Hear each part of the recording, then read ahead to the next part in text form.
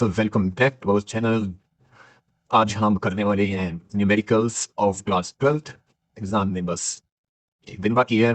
और इस वीडियो में हम सभी चैप्टर के न्यूमेरिकल्स जो इम्पोर्टेंट हैं, जो एग्जाम की पॉइंट ऑफ व्यू से जिनको करना इसेंशियल है, उन सभी न्यूमेरिकल्स को हम करने वाले हैं। तो आप हमारे साथ बने रहिए और चलिए सॉल्व स्टार्ट करते हैं इनको सॉल्व करना। तो पहला जो क्वेश्चन आ रहा है इस सीरीज में वो है two small balls having charge Q tied to a string length L। हमारे पास दो चार्जेस हैं, दोनों की जो वैल्यू है वो Q है और उसको एक स्ट्रिंग L से जो है उनको टाई किया हुआ है।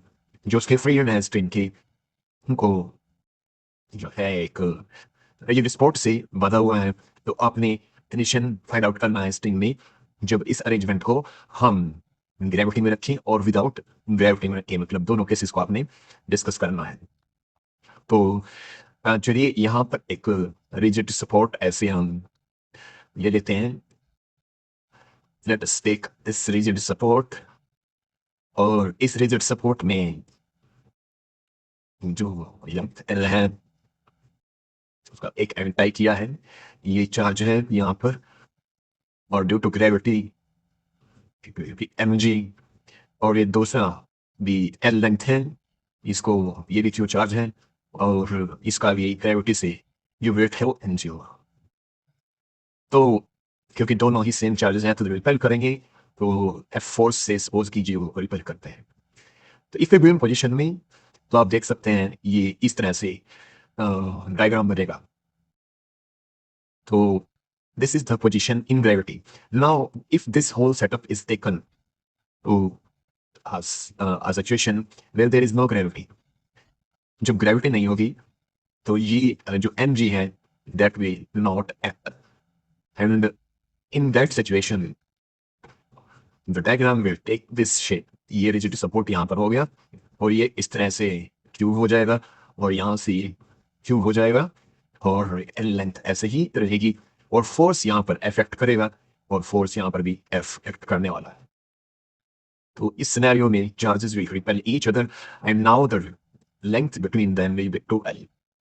तो जब 2L उनके बीच में लेंथ हो जाएगी तो tension actually is the force, electrostatic force between them, that is 1/4 pi epsilon naught q square divided by distance square।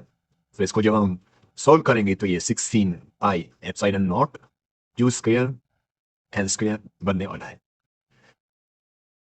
Next question है हमारा all point charges like these QA, QB, QC and Q naught are located at the corners of a square ABCD। What is the force on charge 1 microcoulomb placed at the center of the square?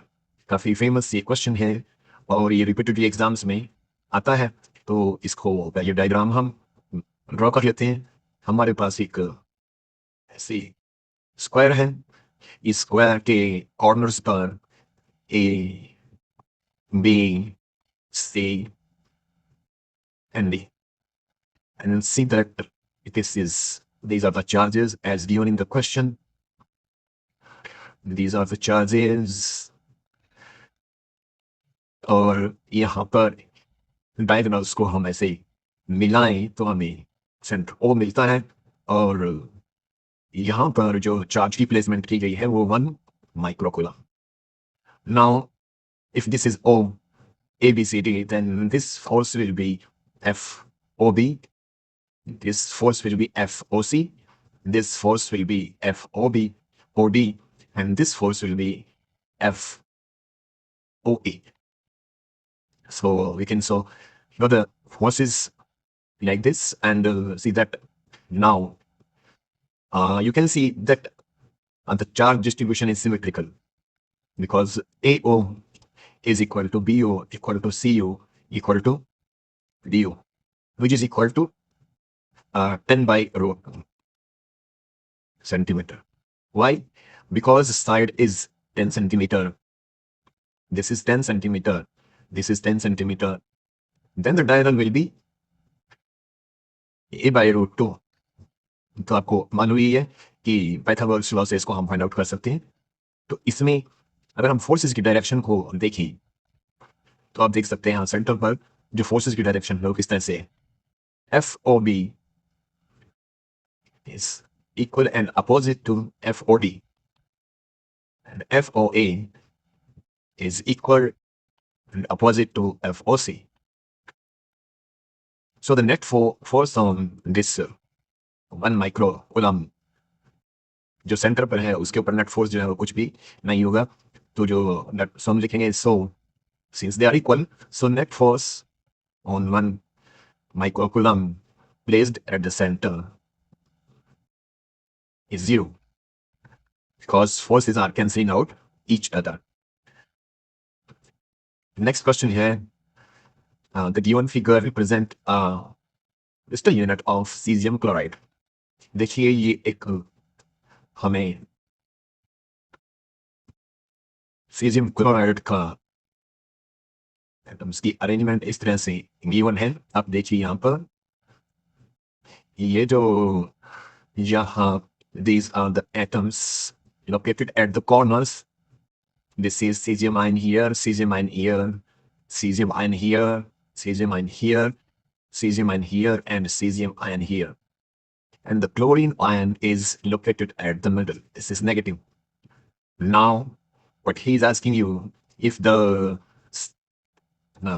side are 0.40 nanometers of this cube, then what will be the net force, net electric field on the Cl atom due to the Cs atoms? मतलब A part में वो पूछ रहा है कि क्या net force होगा Cl के ऊपर due to all these Cs atoms. And in second case वो कह रहा है कि अगर वन ऑफ द कॉर्नर्स, किसी कॉर्नर से अगर हम सीजियम एटम को रिमूव कर दें, हटा दें, then what will be the force now on the Cl atom due to the remaining 7 cesium atoms? तो एक किसी को रिमूव करने पर कितना फोर्स उसके ऊपर लगेगा ये आपने बताना। तो चलिए, जहां तक बात ए पार्ट की है, ए पार्ट में आप क्या बताएंगे कि ड्यू टू सिमेट्री, क्योंकि सभी 8 कॉर्नर्स पर सेम चार्ज लोकेटेड है, तो cesium atoms are at 8 corners at equal distances to symmetry. Net force on Cl is 0. Hence, net electric field on the Cl atom due to the Cs atoms is 0. तो इस first case में तो net force 0 हो जाएगा। और रही बात B part की, तो क्योंकि वहां पर एक जगह से जो है Cs एटम गायब है, तो सपोज कीजिए हम यहाँ पर सपोज कर लेते हैं कि यहाँ पर गायब है, लेट अस जहाँ पर हमने हाईलाइट किया है यहाँ पर ये सपोज कीजिए गायब है, और इनका सबका हम कॉर्नर्स का अगर नेम दें, इसको दे सकते हैं आप A, this is A, this is B, and this is your C, this is your D, this is your E, this corner, this is F, this is G, and this is H. And the chlorine atom is located at O. Pro one of the, ऐसे हम एक draw कर सकते हैं और A side इसकी हम ऐसे सपोज कर सकते हैं, मतलब the line joining the central chlorine atom to one of the caesium atoms, वो हम ए हमने उसको ले लिया है।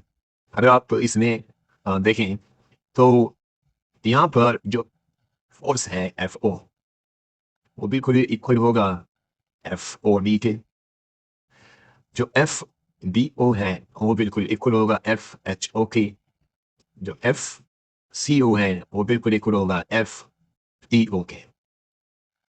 इसका मतलब ये है कि forces due to chlorine and cesium atoms at F and D, B and H and C and E will cancel out, क्योंकि वहां पर पेयर्स बन रहे हैं।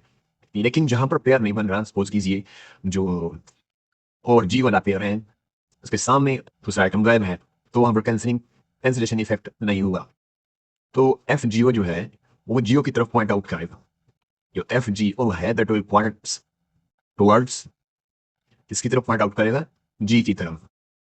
नाउ क्योंकि Q की जो लेंथ है, मतलब उसकी साइड जो है वो 0.4 नैनोमीटर है, लेट से R जो है वो 0.4 नैनोमीटर है, और किसी Q के लिए अगर आपने जो A की वैल्यू निकालनी हो, जिसको हमने A से हाईलाइट किया यहाँ पर दिस वन, तो इस A की वैल्यू होती है, आपको पता होना चाहिए इस फॉर्मूले का, R² plus R² plus R² divide by 2, तो ये R√3/2 हो जाएगा।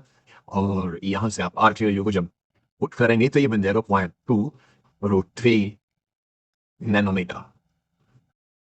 तो इसमें फिर हम एफ जी ओ को अब फाइंड आउट कर सकते हैं। एफ जी ओ के लिए हमें क्या करना होगा?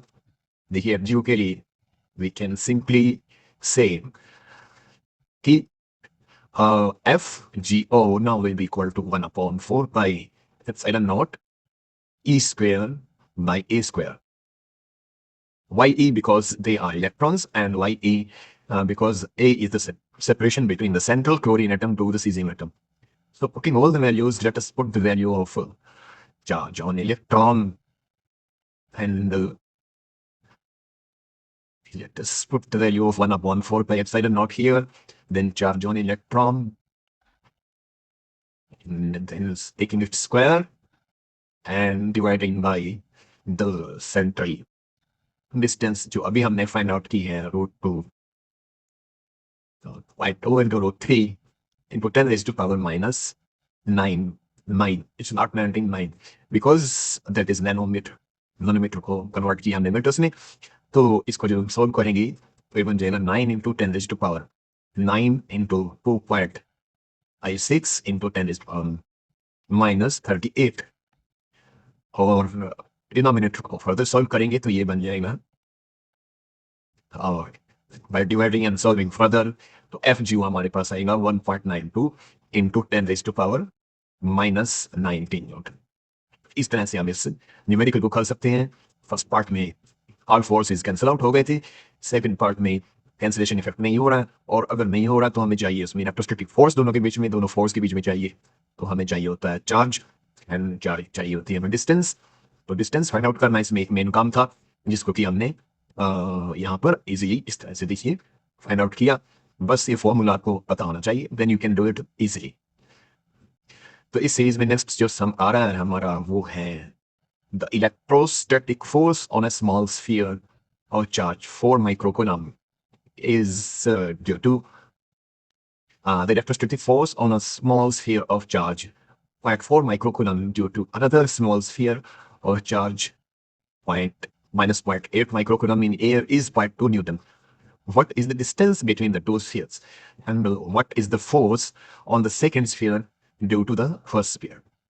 तो ये एक इलेक्ट्रोस्टैटिक का जो कॉमन क्वेश्चन है, जहाँ पर हमें जो है डिस्टेंस उसमें बीच में पूछी है कि क्या उनके बीच में डिस्टेंस होगी, और दूसरा उसने पूछा है कि फोर्स क्या होगा। तो चलिए इसमें it's not very difficult because जो चार्ज है वो हमें दे रखे हैं। फर्स्ट चार्ज है वो 0.5 माइक्रोकूलम है, इसको आप कन्वर्ट करके लिख सकते हैं कूलम में, और जो दूसरा चार्ज है ये है माइनस 0.8 माइक्रोकूलम, इसको भी आप कन्वर्ट करके कूलम में यहाँ पर लिख सकते हैं। Force is given by 2 Newton. Now for the first part A, क्योंकि फोर्स हम जानते हैं होता है 4 पाई 1/4 pi sine not Q1 Q2 R square, और यहाँ से अगर हम ये R को फाइंड आउट करना चाहें तो R हमारा हो जाएगा under the root 1/4 pi epsilon naught Q1 into Q2 upon F। So let us put all the values, सभी वैल्यूज को हम यहाँ पुट करेंगे। सबसे पहले 1/4 पाई एप्सिलॉन नॉट की value, then we will put the values of these charges जो अभी हमने लिखी थी, और फिर उसके बाद हम डिवाइड करेंगे जो फोर्स की वैल्यू है। तो जब इसको हम सॉल्व करेंगे, सॉल्व करके हमें मिलेगा 0.12 मीटर। सो इस तरह से आप आर को फाइंड आउट कर सकते हैं। और जहाँ तक बी की पार्ट की बात है, क्योंकि जो मैग्नीट्यूड है 2 और on 2 due to 1, it is exactly equal to the force due to force on 1 due to 2, और जो कि आपने जो गिवन है वो 0.2 ही होगा। सो इस तरह से हम ये सेकंड क्वेश्चन कर सकते हैं। चलिए अब हम करते हैं नेक्स्ट क्वेश्चन। इस सीरीज में हमारा नेक्स्ट क्वेश्चन है two identical spheres A and B carry a charge of 8 into 10 to the power minus 1 coulomb on each of them. Third neutral sphere C is then touched with sphere A and E and then with sphere B and then separated from both. Calculate the force of repulsion between A and B if they are 0.8 metre apart. तो दो बिल्कुल identical spheres थे और identical थे ए और दूसरा B और दोनों पे चार्ज जो था वो 8 इंटू 10⁻⁻1 कूलम था. यहाँ पर भी सेम चार्ज था. थर्ड कोई न्यूट्रल स्फीयर है C. There is a third sphere C जो ए के साथ टच किया जाता है और फिर बी के साथ टच किया जाता है और फिर सेपरेट कर ली जाती है ये चार्जेस. तो आपने ए और बी के बीच में रिपल्शन को फाइंड आउट करना है अगर वो 0.8 मीटर अपार्ट हो. तो इसमें what you need to do, you have to think of what actually is the given situation is. देखिए इसमें हम इसको इस तरह से डील करेंगे कि सपोज कर लीजिए कि जो क्यू है वो चार्ज है. अभी हम एक्सेप्ट वैल्यू नहीं लिखेंगे, अभी हम उसको क्यू लिखेंगे. Charge on A and B. अब ये शेयरिंग जो हो रही है वो किसके साथ होगी? सी के साथ. तो चलिए पहले हम ए और सी की शेयरिंग की बात करते हैं. ए और सी. तो इस पे चार्ज क्यू है, इस पे 0 है. जब ये दोनों कॉन्टेक्ट में आ जाएंगे ए और सी तो चार्ज दोनों पे इक्वली डिस्ट्रीब्यूट हो जाएगा Q/2 Q/2. अब बात करते हैं हम बी और सी की. ये है डी और ये है सी. क्योंकि ये सीक्वेंस में हो गया. अब सी पे 0 नहीं रहा, अब सी पे Q/2 है. तो it is having charge Q/2 and B is already having charge Q. फिर इनको टच किया जाएगा बी और सी को. तो आप देखिए अब ये Q और Q/2 ये दोनों टोटल चार्ज जो है अब इक्वल डिस्ट्रीब्यूट हो जाएगा. तो कहने का मतलब क्या हुआ कि इस पे भी 3Q/4 आ जाएगा और इस पे भी 3Q/4 आ जाएगा. और जो ए बचा, ए पे ऑलरेडी कितना था? वो Q/2 था. और बी पे फाइनली जो है चार्ज हो गया 3Q/4. अब इस सिचुएशन में जहां पर चार्जेस इतने हैं और ये दोनों हमारे स्फीयर है, अब हमें जो है इनका फोर्स फाइंड आउट करना है. तो फोर्स फाइंड आउट करने के लिए हम अपना फोर्स फॉर्मूला जो है उसको अप्लाई करेंगे. मतलब इतना मुश्किल नहीं है, बस आपको थोड़ा समझना पड़ेगा. तो Q1 की वैल्यू कितनी हो जाएगी? क्योंकि वो Q/2 है और Q की वैल्यू तो हमें दे रखी है 0.8. मतलब हमने इसको 8 इंटू 10⁻⁻1 को कोलम में कन्वर्ट कर दिया तो 0.8 बन जाएगा और 2 से डिवाइड करेंगे तो 0.4 कोलम बन जाएगा. और ऐसे ही जो है हमारा Q2 हो जाएगा 3Q/4. यहाँ पर अगर हम वैल्यू रखेंगे तो ये आ जाएगा 0.6. Now we can use this formula and this is minus 10 into 10⁻9 into 0.4 into 0.6 and divided by the square of the distance which is given 0.8 meter, and solving it we will get 3.375 into 10⁻⁻9 Newton. So in this way we can find and do this numerical. The next question है हमारा. Consider a uniform electric field E 3 into 10⁻3 I unit vector Newton per coulomb. What is the flux of the field through a square surface of 10 centimeter side whose plane is parallel to YZ plane? What is the flux through the same square if normal to its plane makes an angle 60 degree and with the x-axis? तो यहाँ पर एक electric field की value आपको दे रखी है जो है 3 into 10⁻3 and it is in x direction, that is I unit vector. दे रखते हैं न्यूटन पर कूलम. Now उसने पूछा है कि what is the flux of this field through a square surface of 10 centimeter. तो 10 सेंटीमीटर का जो साइड होगा स्क्वायर का, तो 10 सेंटी इसको मीटर में हम लिख सकते हैं 0.1 मीटर. और सरफेस एरिया पहले हम ए पार्ट का कर लेते हैं. सरफेस एरिया चाहिए होता है फ्लक्स के लिए. तो सरफेस एरिया 0.1 मतलब साइड का स्क्वायर करेंगे तो 0.01 मीटर स्क्वायर हो जाएगा. So you very well know how to find flux. Flux is your dot product of electric field and that surface जहाँ पर जो एंगल है वो इलेक्ट्रिक फील्ड की डायरेक्शन और जो आपका सरफेस है उसके जो परपेंडिकुलर यूनिट वेक्टर होता है उसके साथ हम ये डायरेक्शन एंगल लेते हैं। तो यहाँ पर जो हमारा इलेक्ट्रिक फील्ड है वो दे रखा है 3 × 10⁻³ यहाँ पर आई हंड्रेड डायरेक्शन दे रखी है। और जो एस की डायरेक्शन है यहाँ पर आपने ध्यान देना है कि वाई जेड प्लेन है। देखो ये हमारा, अगर हम इसको एक्स ले रहे हैं, इसको वाई ले रहे हैं और इसको जेड प्लेन ले रहे हैं, तो this is our y z plane, this is our y-z plane. Now it is given that electric field is in this direction because it is given I unit vector जो है वहां पर लगा है, तो हमें क्लियर यहाँ पर हो जाता है। और जो y-z प्लेन में आपका जो साइड है उस स्क्वायर की वो y-z प्लेन में है। In this plane this the plane और that side of that square sheet is there. तो जब इस प्लेन में हो गया तो डेफिनेटली जो आपका जो सरफेस का जो डायरेक्शन होगी वो भी आई होगी, क्योंकि जब इसके परपेंडिकुलर जब हम एरिया वेक्टर लेंगे तो वो भी आई ही बनेगा। मतलब I think you are getting my point, because suppose करो ये कोई डीएस एरिया एलिमेंट है तो हम यहाँ पर एक यूनिट वेक्टर लेते हैं एन, तो जो कि इसके परपेंडिकुलर होता है, तो we will take this perpendicular vector, so both are pointing in the same direction. तो यहाँ से आप समझ सकते हैं कि इलेक्ट्रिक फील्ड के लिए भी आपका आई होगा और सरफेस के लिए भी, मतलब 0.01 जो आपका सरफेस एरिया आया है इसके लिए भी आई कैप ही यूज होगा। That is the main thing जो इसमें समझने की है। बाकी और तो कुछ इसके खास इसमें मुश्किल नहीं है। आप मल्टीप्लाई करेंगे तो आपके पास 13 न्यूटन मीटर स्क्वायर पर कूलम यहाँ पर ये फ्लक्स की वैल्यू आ जाएगी। नाउ बी केस जो है इसका, उसमें उसने कहा है कि what is the flux through the same square if normal to its plane makes an angle 60 degree angle with the x axis. यही जो आपका प्लेन है ये इस वाईजेड में प्लेन में ना होकर ये आपका किस तरफ हो, ये तो ऑलरेडी आई डायरेक्शन में था इलेक्ट्रिक फील्ड, और this that plane is making 60 degree angle. ये आपकी इलेक्ट्रिक फील्ड की डायरेक्शन होगी और ये एरिया वेक्टर की डायरेक्शन होगी और दोनों के बीच में 60 डिग्री एंगल यहाँ पर बन रहा है।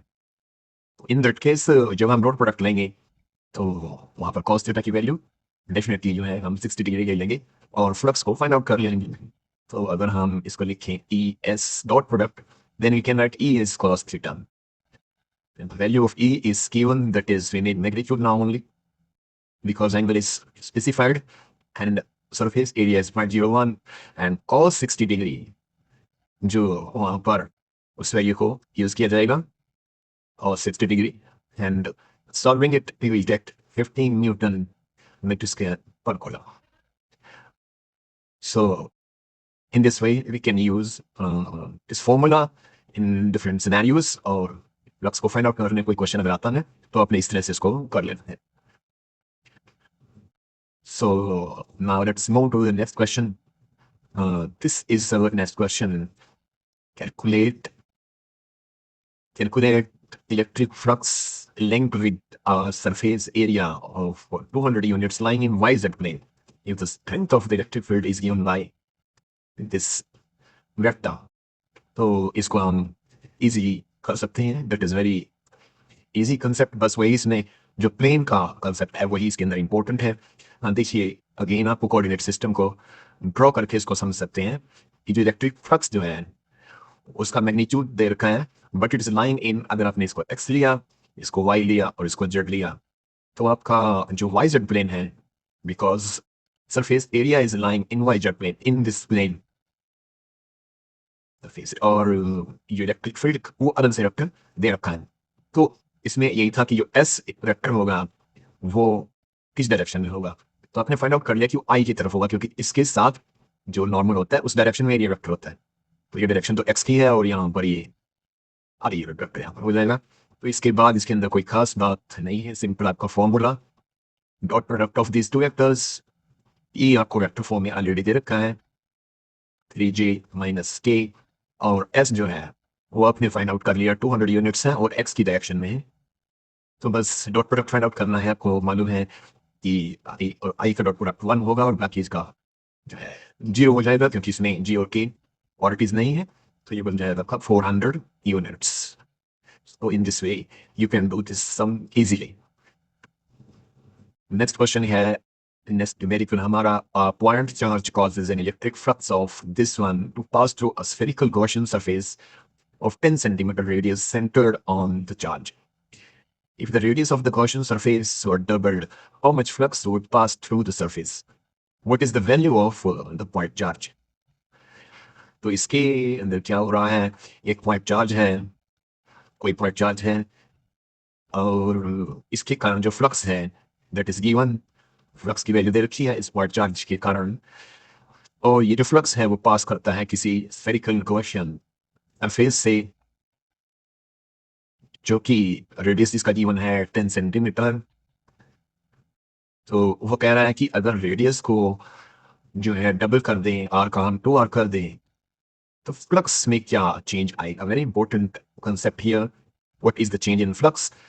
एंड और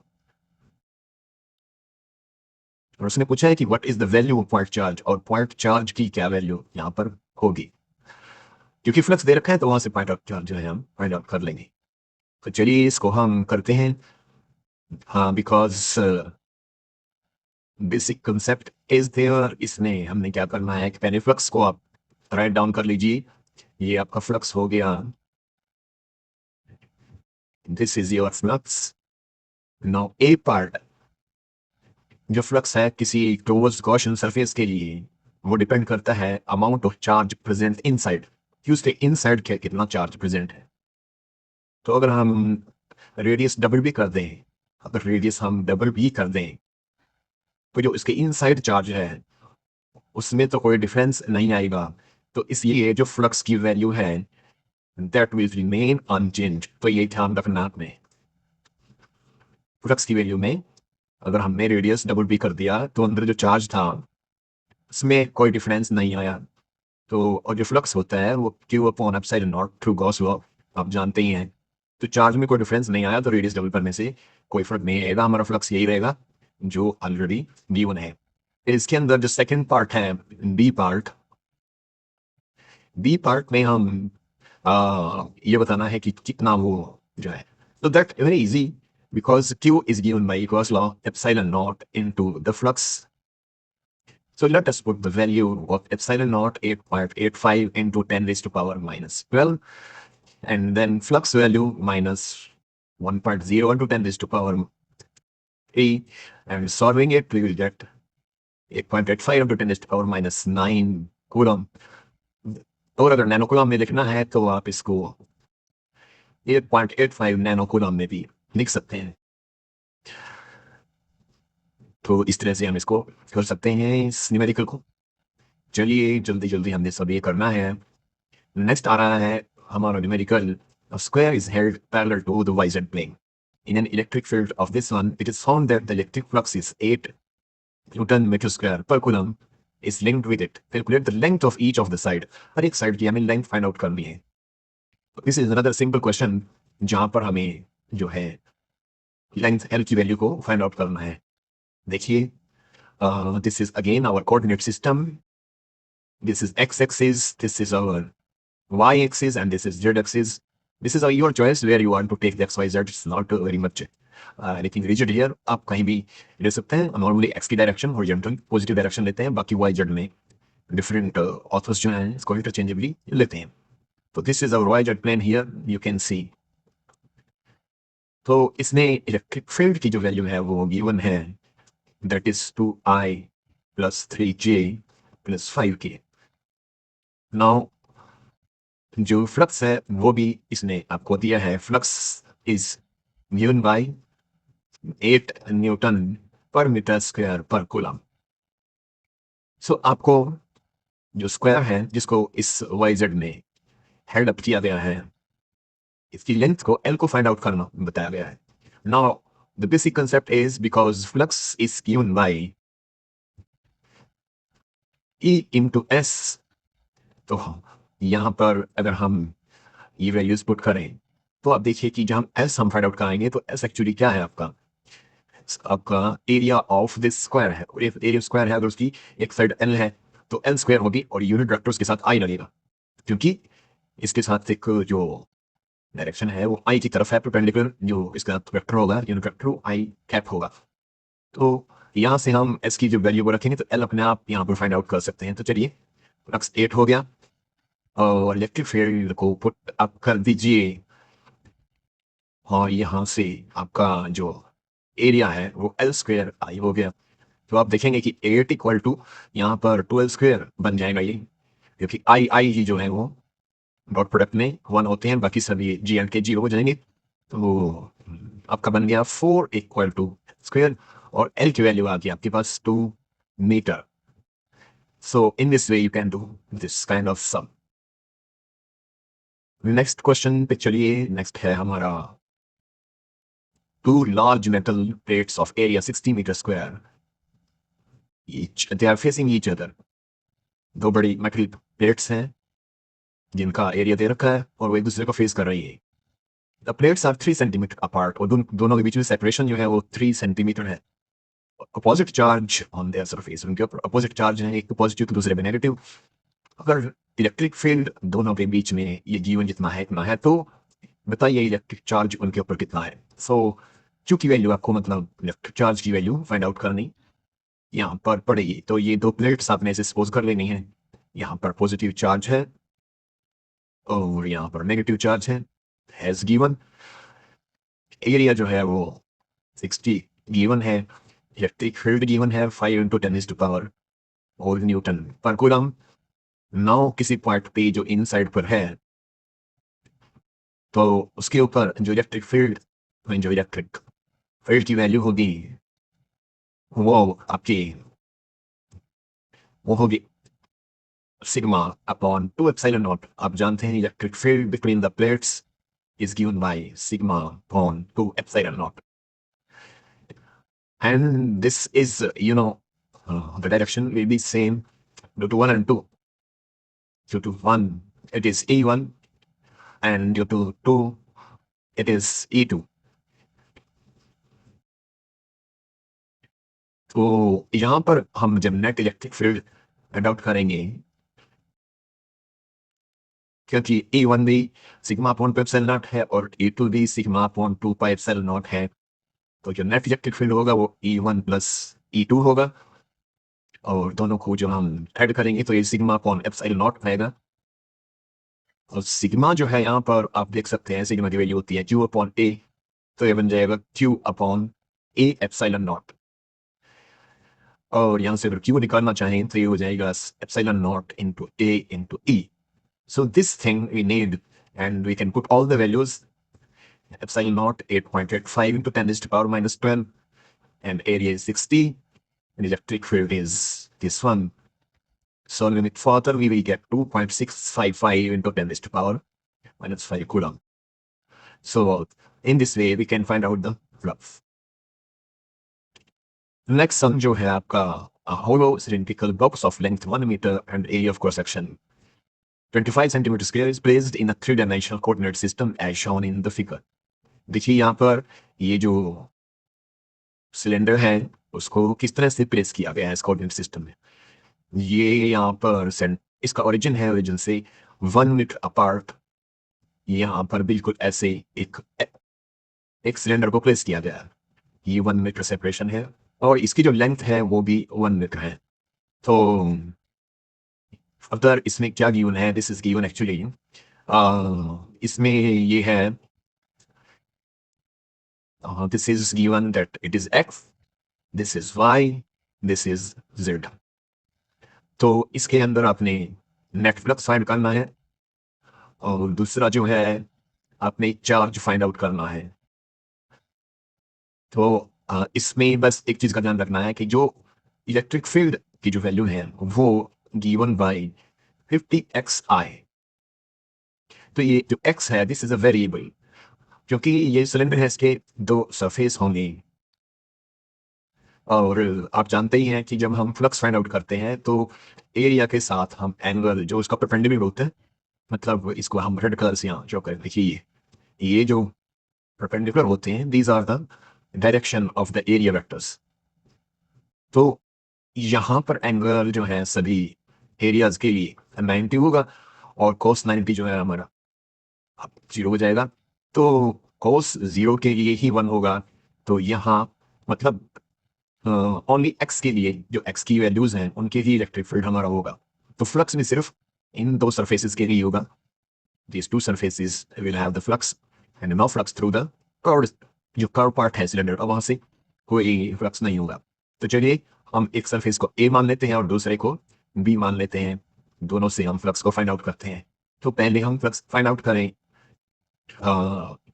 late us find out through a से हम फाइंड आउट करते हैं। तो इलेक्ट्रिक फील्ड एट ए लेंगे और एरिया ऑफ दैट एलिमेंट ए हम यहाँ पर लेंगे और जो एंगल है वहाँ ये 180 का बनेगा। ये भी आपको ध्यान रखना है कि यहाँ पर एंगल, क्योंकि ये हो गई एक्स की डायरेक्शन और ये हो गई आपकी एरिया की डायरेक्शन और दोनों के बीच में एंगल है वो 180। तो चलिए इसमें इलेक्ट्रिक फील्ड की वैल्यू को रखते हैं 50x और यहाँ पर देखो x की वैल्यू है 1। तो 50 इंटू 1 यहाँ पर हमें करना पड़ेगा। और दूसरी बात इसके अंदर area of that cross sectional area, जो क्रॉस सेक्शनल एरिया है वो 25 सेंटीमीटर स्क्वायर है। 25 सेंटीमीटर स्क्वायर को आप मीटर में कन्वर्ट कर सकते हैं। 25 इंटू -4 मीटर स्क्वायर ये बनने वाला है। तो यहाँ पर हम एरिया की वैल्यू रखेंगे और cos 180 की वैल्यू को यहाँ पर पुट किया जाएगा जो कि है -1। तो solving it all you will get -125 newton metre square per coulomb. So this is your flux at A. And similarly at B, flux at B, जो B इसका सरफेस है, सिलेंडर का क्रॉस सेक्शन एरिया है, तो वहां पर भी same ऐसे ही, लेकिन field will be E B D S cos theta. तो ई बी पर आप देखिए ये यहाँ पर इंपॉर्टेंट है कि बी के ऊपर डिस्टेंस जो है ओरिजिन से 2 मीटर हो गई है, क्योंकि 1 मीटर उसकी खुद की लेंथ है सिलेंडर की और 1 मीटर से पहले से ही वो वहाँ ओरिजिन से दूर था। तो एक्स की वैल्यू 2 हो जाएगी। तो ये हो जाएगा आपका 50 इंटू 2। एरिया आपका वैसे कि वैसा है क्योंकि सेम है। एरिया जो है 25 इंटू 10⁻⁻⁴ है और यहाँ पर जो कॉस है वो 0 होगा, मतलब थीटा की वैल्यू 0 होगी because both are aligned in the same direction. So वो 1 हो जाएगी। तो इसको जो हम सॉल्व करेंगे तो हमारे पास आएगा 0.25 न्यूटन मीटर स्क्वायर पर कूलम। सो आपने दोनों पे ही फ्लक्स को फाइंड आउट कर लिया, ए के ऊपर भी और बी के ऊपर भी। अब आपका मोटिव है नेट फ्लक्स फाइंड आउट करना और नेट फ्लक्स ऑलवेज आपने दोनों फ्लक्सेस को ऐड करके ही फाइंड आउट करना है। तो इसमें जो हमारा फ्लक्स की वैल्यू होगी उसको हम इस तरह से फाइंड आउट कर सकते हैं। We can find out like this, phi is equal to phi a plus phi b। और phi a जो है आपका -0.125 है और phi b जो है आपका 0.25 है। और जब आप इसको सोल्व करेंगे तो बन जाएगा 0.125 न्यूटन मीटर स्क्वायर पर coulomb. So this is your A part. Now for B part, you need that flux is equal to Q by epsilon naught. And here he is asking you this Q. So this is your phi into epsilon naught, और phi आपने अभी find out किया है और epsilon naught आपके पास value है, वो epsilon naught की पहले रख लेते हैं। और यहाँ पर आप जो है और वैल्यूज को पुट करेंगे। phi की वैल्यू को आप रखेंगे 0.125। जब इसको सॉल्व करेंगे you will get 1.11 into 10 raised to the power -12 coulomb is your charge। तो इस तरह से आपने बी पार्ट को भी कर लेना है। नेक्स्ट सम है हमारा, यहाँ पर देखिए find the charge on the capacitor as shown in the circuit। यहाँ पर एक कैपेसिटर लगा है, इस कैपेसिटर ये कैपेसिटर यहाँ पर लगा है,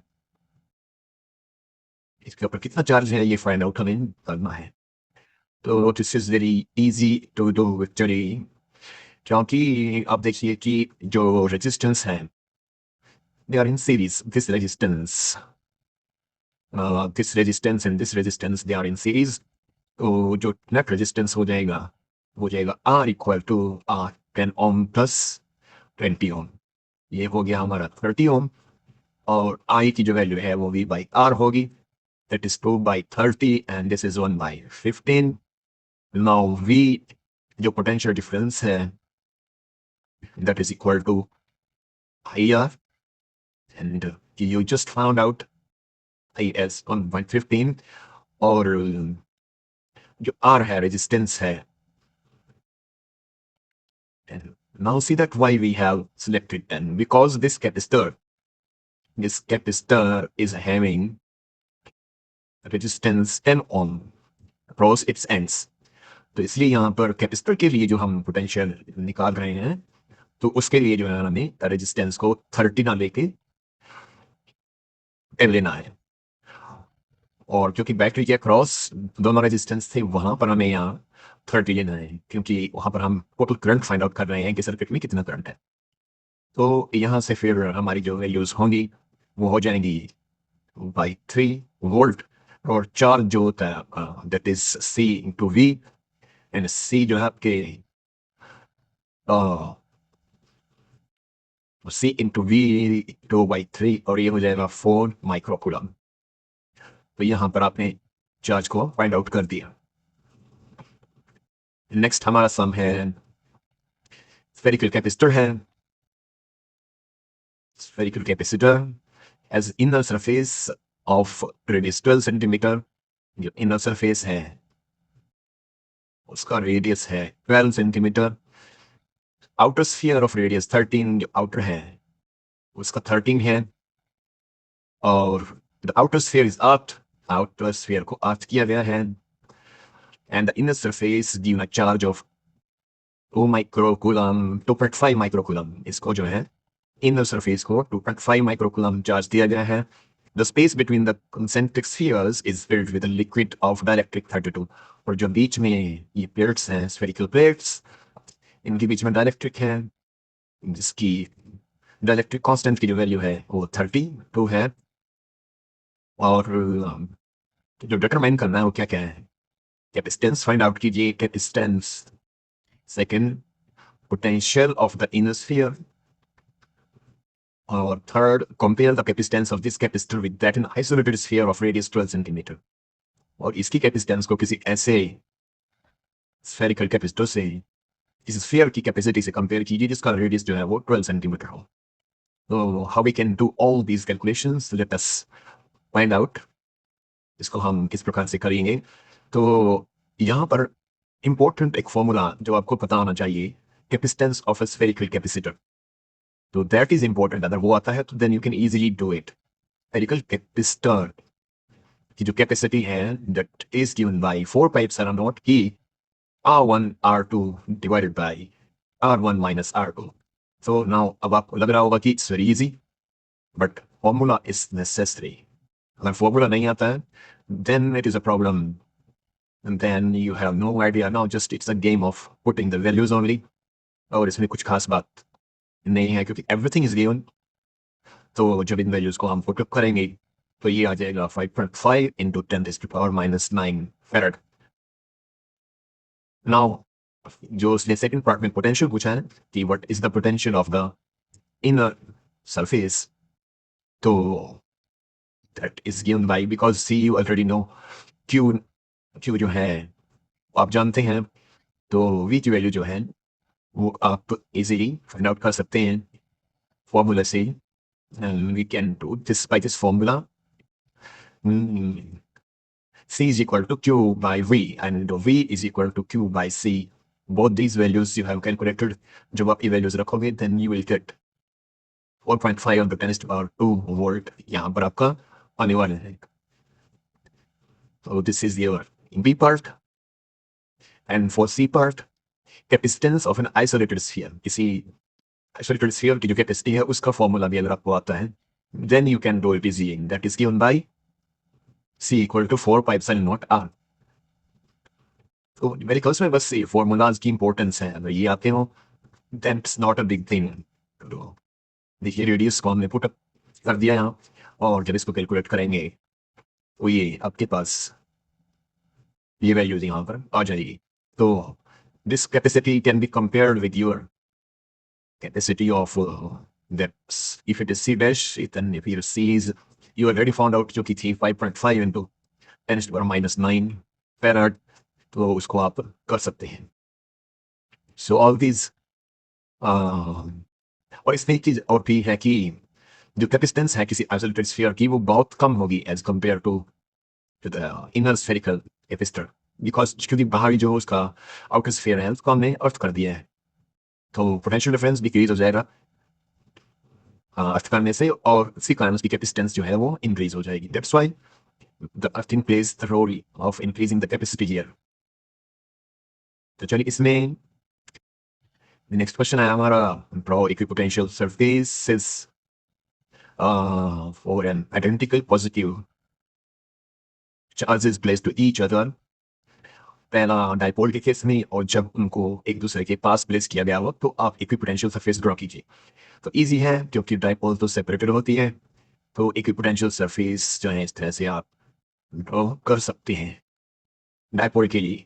और जब ये पास पास रखे गए हों और वो भी आइडेंटिकल चार्जेस, तब आप क्या करेंगे, तब आप इसे यहाँ पर आप रखेंगे प्लस चार्ज और इसके पास भी यहाँ plus charge.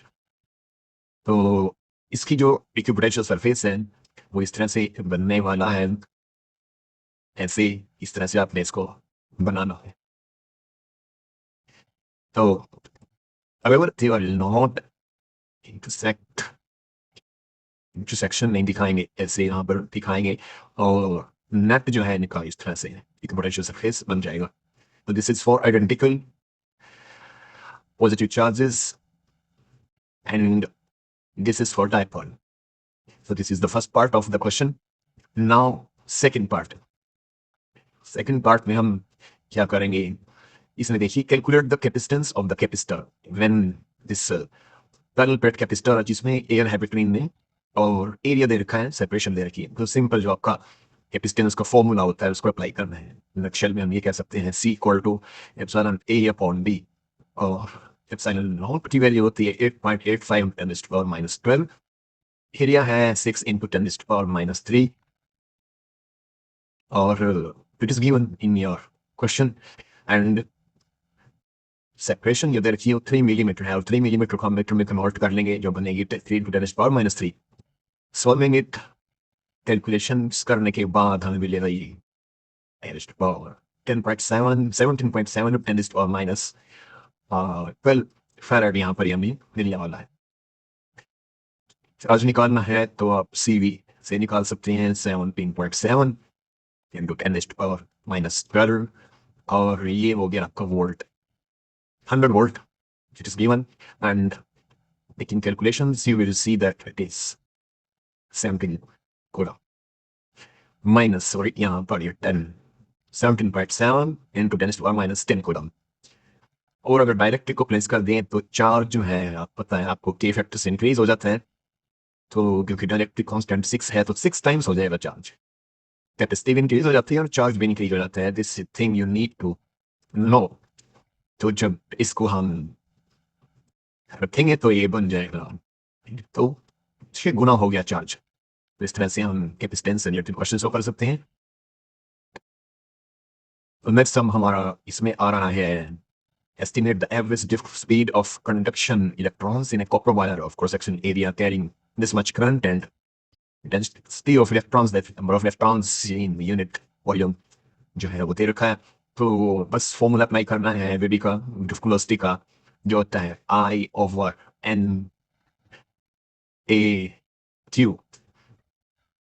because all these things are given. Current है 1.5 ampere, charge density दे रखी है, number of electrons are given, see that they are enormous, 10⁻28, और जो है आपका एरिया ऑफ क्रॉस सेक्शन है इस कंडक्टर का वो है 1 × 10⁻7 it is given, and charge on electron is 1.6 × 10⁻19.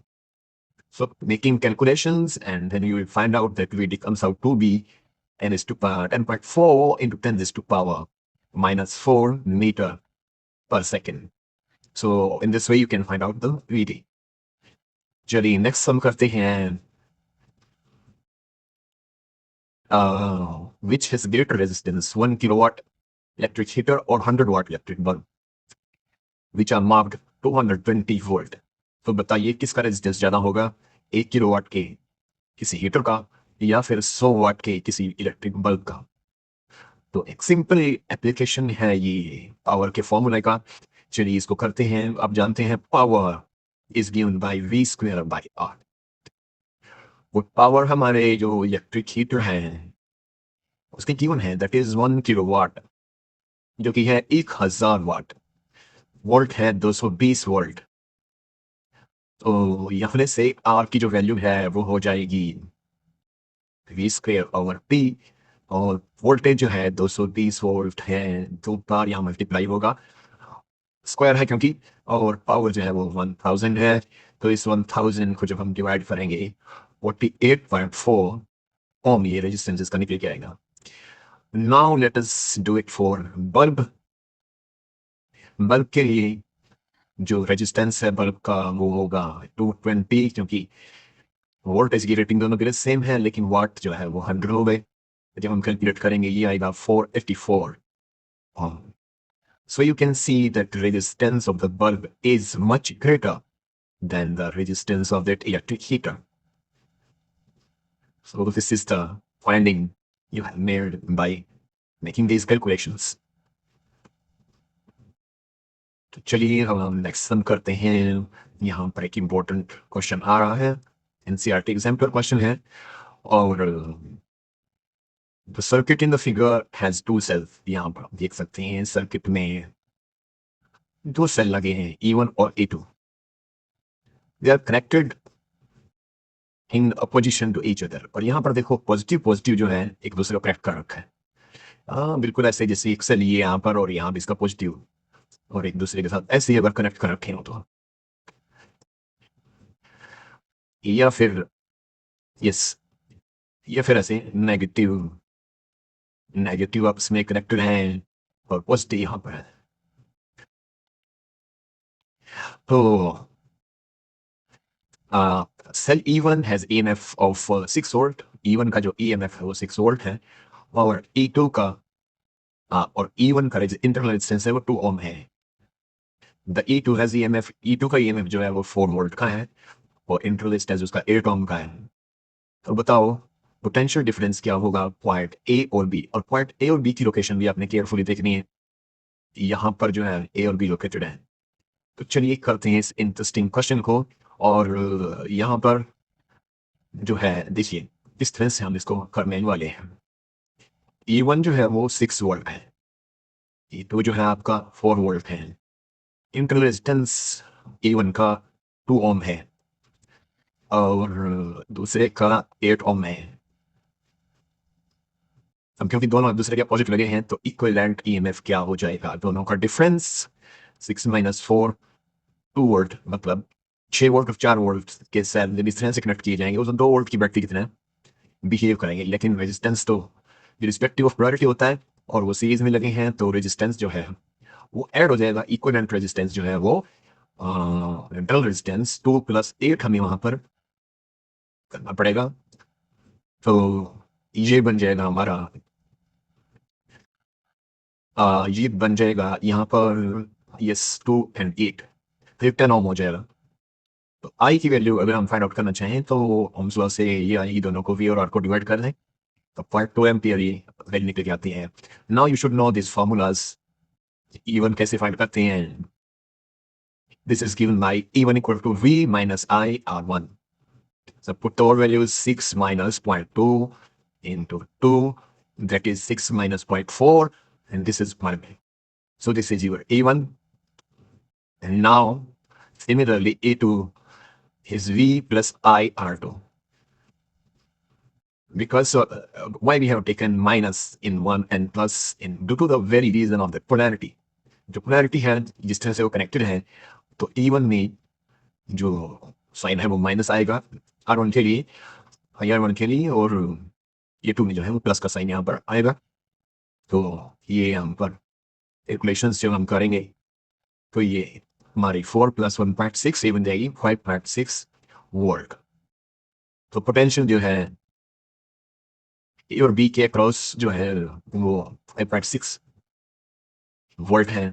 क्योंकि करंट जो है वो बी टू ए के लिए फ्लो कर रहा है, तो इसलिए पोटेंशियल जो है बी पर ज़्यादा होगा ए के कंपेयर में।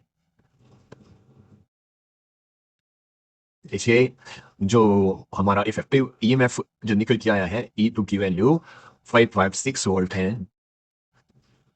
तो यहाँ पर आप देखिए कि जो पॉइंट्स उसने पूछे थे ए और बी, यहाँ पर ई टू सेल लगा है और ई टू की वैल्यू 5.6 वोल्ट है और करंट जो है वो बी टू ए फ्लो कर रहा है। और करंट कहाँ से फ्लो करता है? Higher to lower potential. तो इसीलिए करंट जो है फ्लो होने के कारण बी टू ए, हम कहेंगे कि पोटेंशियल बी पर ए के कंपेयर में ज़्यादा है। So in this way we can do this some.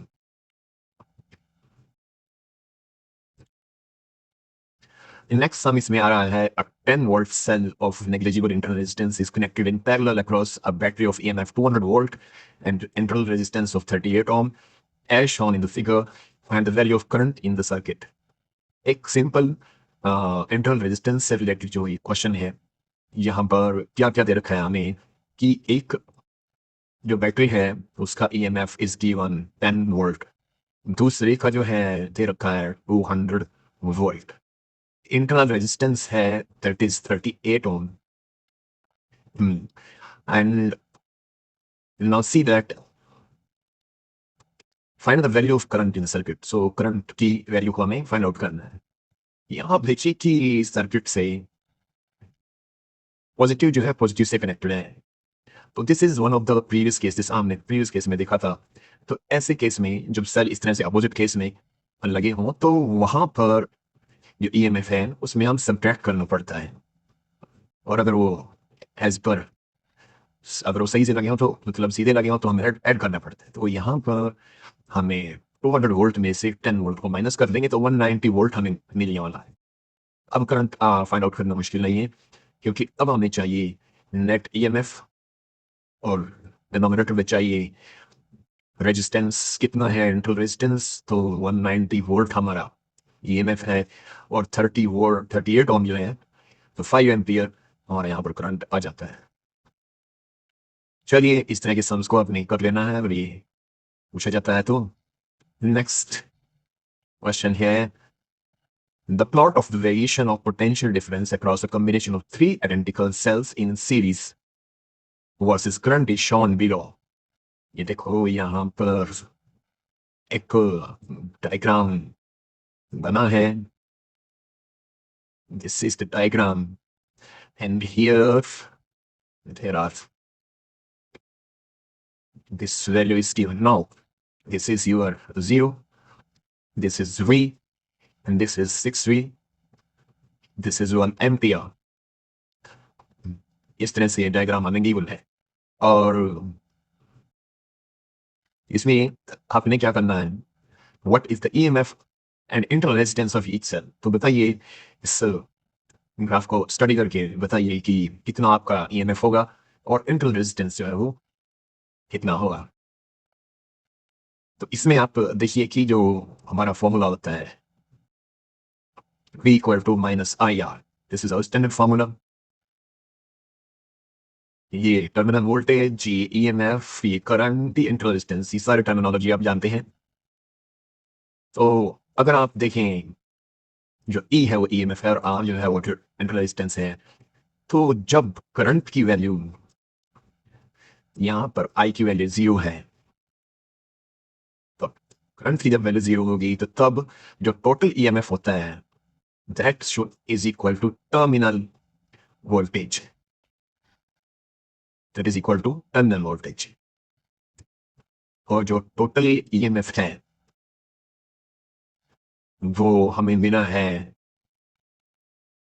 3E, क्योंकि एक का अगर E है और तीनों जो है वो सीरीज में सेल लगे हैं, मतलब E plus E plus E। आप देखिए ना दिया हुआ है, it is given combination of 3 identical sales in series. तो टोटल EMF जो है वो 3E हो जाएगा।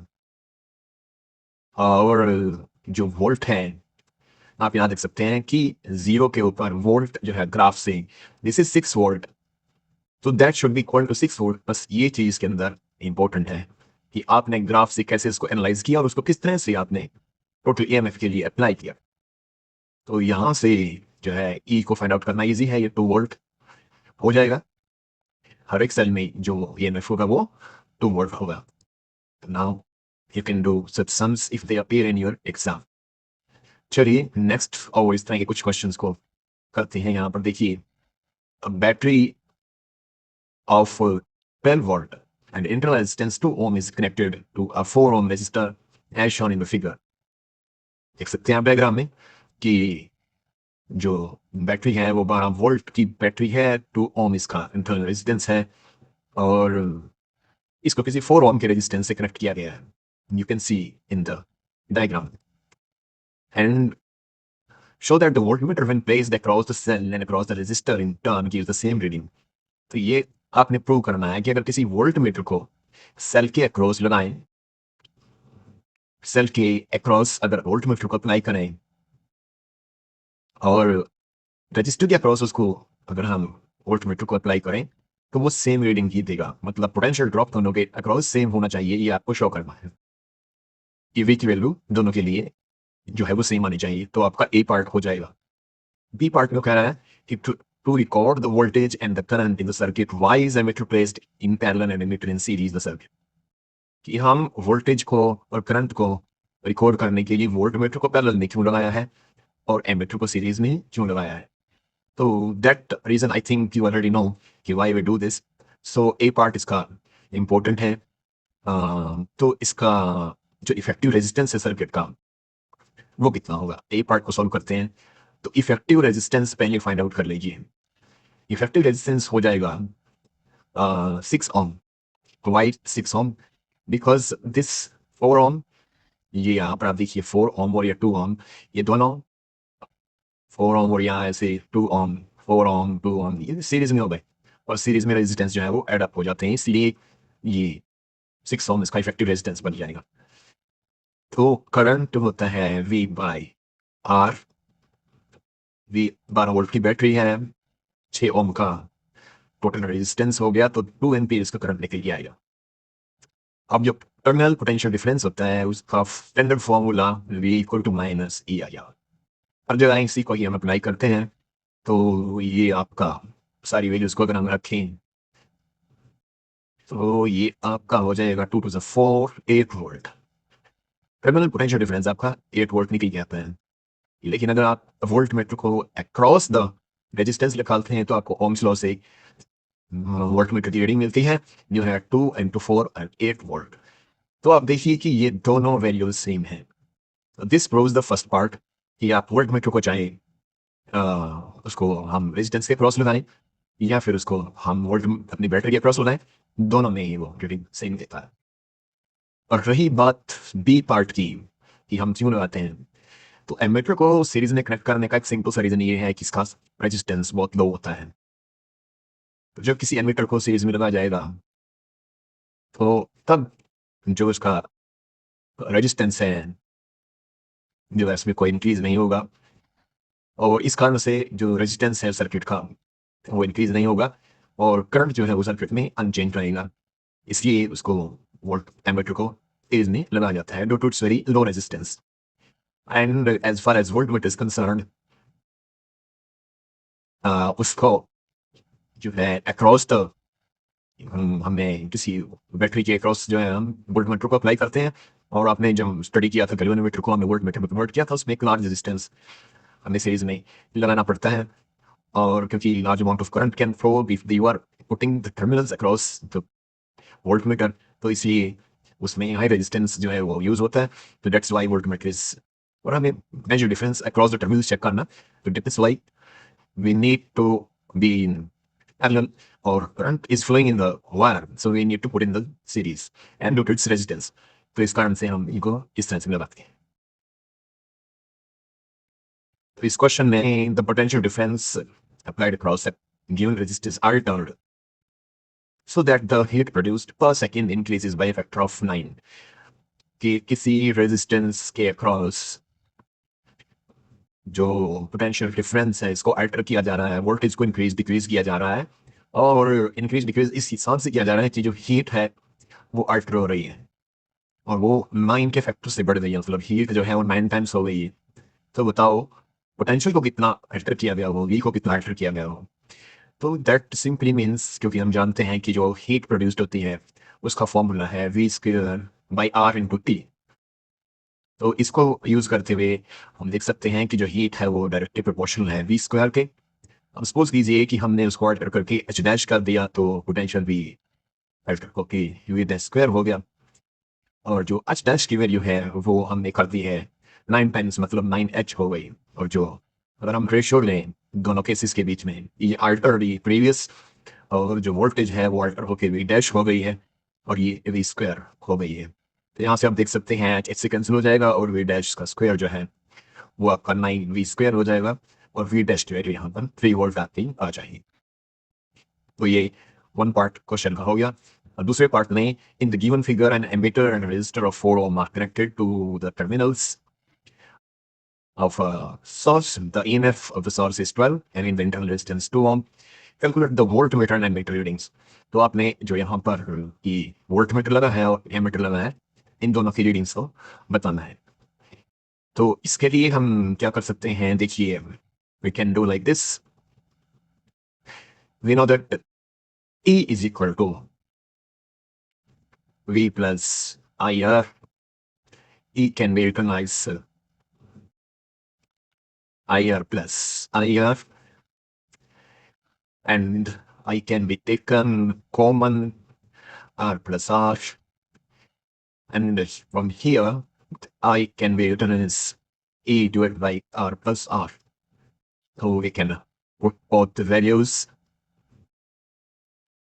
and you get 2 ampere as the current here.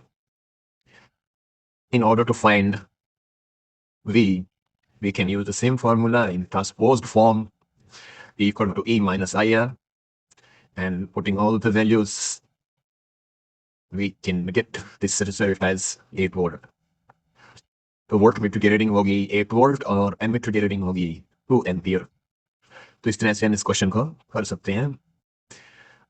हमारा नेक्स्ट न्यूमेरिकल है, use Kirchhoff's rules to determine the value of unknown resistance R in the circuit, and fractions are made so that no current flows through the 4 ohm resistance. तो ये जो 4 ohm का resistance ये यहाँ बीच में लगा है, यहाँ पर नो करंट फ्लोज, इसमें कोई करंट फ्लो नहीं कर रहा है, करंट की वैल्यू यहाँ पर 0 लेंगे, और पोटेंशियल डिफरेंस भी फाइंड आउट कीजिए ए और डी के बीच में। यहाँ ए और ये डी, इन दोनों के बीच में जो पोटेंशियल डिफरेंस है उसको भी आपने फाइंड आउट करना है। So let us redraw this circuit again to show the direction of current, etc. Here it is 1 ohm resistance. Here also 1 ohm resistance. यहाँ पर बैटरी है पॉजिटिव कनेक्टेड है इस तरह से, और यहाँ से 4 ohm का जो रेजिस्टेंस है जिसमें वो कह रहा है कि कोई करंट नहीं है, एक और बैटरी यहाँ पर 6 वोल्ट की लगी है। ये इस तरह से कनेक्शंस किए गए हैं, और ये 9 वोल्ट की है। जी आपकी 3 वोल्ट की बैटरी इस तरह से यहाँ कनेक्टेड है, और ये जो ब्रांच है सर्किट की यहाँ से जो एक रेजिस्टेंस और यहाँ पर, इसका हमें फाइंड आउट करना है, और ये यहाँ पर कनेक्ट हो जाता है। तो गिवन डायग्राम में जो करंट की डायरेक्शंस हैं वो आप देख लीजिए, ये यहाँ पर करंट की डायरेक्शन को शो किया गया है। तो ये डायरेक्शन हो जाएगी, this will be the direction, this will be the direction of current, this will be the direction of current, and if I current is flowing here, I will be here. यहाँ भी I होगा क्योंकि इस branch में तो कोई current नहीं है, तो यहाँ भी फिर I ही होगा। इसको हम A कह सकते हैं, A F, अगर इसको हम A, इसको B, D, D, E, अब तो ये F हो जाएगा। तो किरचॉफ रूल्स को हम अप्लाई करेंगे। देखिए, सबसे पहले इस लूप में this loop is selected as the first loop, और हम इसमें अप्लाई करेंगे। फिर इसके बाद जो है हम इस लूप में किरचॉफ रूल को अप्लाई करेंगे। लूप रूल जो होता है इसमें sum of all I R's is equal to 0, algebraic sum जो है आई आर्स का वो 0 होता है। तो चलिए हम सबसे पहले अप्लाई करते हैं loop A. Let us select span A, A F E B A, यहाँ से देख सकते हैं A F E B A, इस डायरेक्शन में हमें किरचॉफ्स लूप रूल को अप्लाई करना है। तो हम लेंगे करंट की डायरेक्शन को पॉजिटिव, अपोजिट डायरेक्शन को नेगेटिव, और बैटरी को लेंगे हम नेगेटिव टू पॉजिटिव जंप करेंगे तो पॉजिटिव, और पॉजिटिव टू नेगेटिव जंप करेंगे तो नेगेटिव. तो applying this one, first of all let we have this is 1, और जब आई करंट को again select the pen, I current को हम 1 से मल्टीप्लाई करेंगे, आर जो है 1 है तो इसलिए आई आर 1, और ये हो जाएगा positive because we are in the direction of current. And then again here, यहाँ पर एफ टी के लिए यहाँ पे हम करंट की डायरेक्शन में हैं तो ये भी हो जाएगा पॉजिटिव आई इंटू 1 ओम, और 4 ओम के लिए करंट 0 है इसलिए 4 इंटू 0 करेंगे. और यहाँ पर हम जब ट्रेस करेंगे सर्किट को इस ब्रांच के लिए बी टू ए, यहाँ है वहीं पहले ये बैटरी 6 वोल्ट की आएगी, फिर इसके टर्न आएगी 9 वोल्ट वाली की. तो यहाँ पर जो पॉजिटिव टू नेगेटिव जंप कर रहे हैं दैट मीन्स पॉजिटिव लेंगे हम बैटरी को, पॉजिटिव 6, और यहाँ पर बैटरी जो है हम जंप कर रहे हैं negative to positive, that means it should be taken as negative, minus 9 equal to 0. तो इसको सॉल्व करेंगे तो हमारे पास बन जाएगा आई प्लस आई, और यहाँ 6 minus 9 minus 3 equal to 0 two I equal to 3, and I equal to 3/2 ampere हमारे पास करंट यहाँ पर मिल जाता है इस लूप से. Now let us move to the next loop in order to find R. हम ये दूसरा लूप है, मैं रब करके यही लिखूँ क्या, yes I have to rub it, then आप स्क्रीनशॉट ले सकते हैं बाद में समझने के लिए. चलिए हम इसको रब करते हैं. अब हम ब्रांच लेते हैं this one, this branch select, ये वाली ब्रांच हम लेंगे. Same thing happens here also. We will trace this, trace D E D C T. देखिए यहाँ पर B E then D then C and B. यहाँ भी वही कन्वेंशन लेंगे, direction of current positive, opposite to direction of current negative. तो ये यहाँ पर नेगेटिव टू पॉजिटिव जा रहे हैं तो डेफिनेटली ये हमारा -6 हो जाएगा. फिर नेक्स्ट है we are moving opposite to the direction of current, तो इसलिए -4 हो जाएगा. और नेक्स्ट जो है ये जो से मल्टीप्लाई हो गया, और ये आर है, आई करंट इसे फ्लो कर रहा है, and we are in the direction of current so therefore it is plus I R, and this 3 volt we are very much from positive to negative, positive to negative, हम positive इसको लेंगे तो ये हो जाएगा हमारा this will be our +3 equal to 0. तो इसको अगर हम सॉल्व करें you will get this one -6 plus I R plus 3 equal to 0, and this will be minus I R equal to 3 and r equal to 3 by I, and I we have found out in the previous result. तो वहाँ पर value रख के बनेगा 2/3 and this will be 2 ohm. And you should not get confused by this sign convention in some books. कुछ books में जो है करंट की डायरेक्शन वो लिया जाता है नेगेटिव और अपोजिट डायरेक्शन को लिया जाता है positive, but it doesn't make any difference. अब देखिए x प्लस वाई को मैं 0 लिखूँ और दोनों तरफ अगर इसका नेगेटिव ले लूँ तो ये -x - y इक्वल टू 0. तो basically they are not different, दोनों में कोई डिफरेंस नहीं है क्योंकि -1 से मल्टीप्लाई करके वो सेम ही हो जाता है. But you should follow the loop, loop को फॉलो करना जरूरी है. तो इस तरह से हम इस क्वेश्चन को कर सकते हैं. We can find out now. Next some important question है, ये थोड़ा डिफरेंट है. इसमें क्या है कि एक गिवन डीसी सर्किट है, वोल्ट मीटर लगा है जिसका रेजिस्टेंस मतलब वोल्ट मीटर का रेजिस्टेंस 6000 ओम दे रखा है. is used to measure the voltage drop across the 3000 ohm. और आप यहाँ पर देख सकते हैं कि ये 3000 ohm के across ये 6000 ohm का resistance लगा है. Determine the percentage difference in the voltmeter reading that is observed when compared with the true voltage across 3000 ohm resistance when the voltmeter is not connected.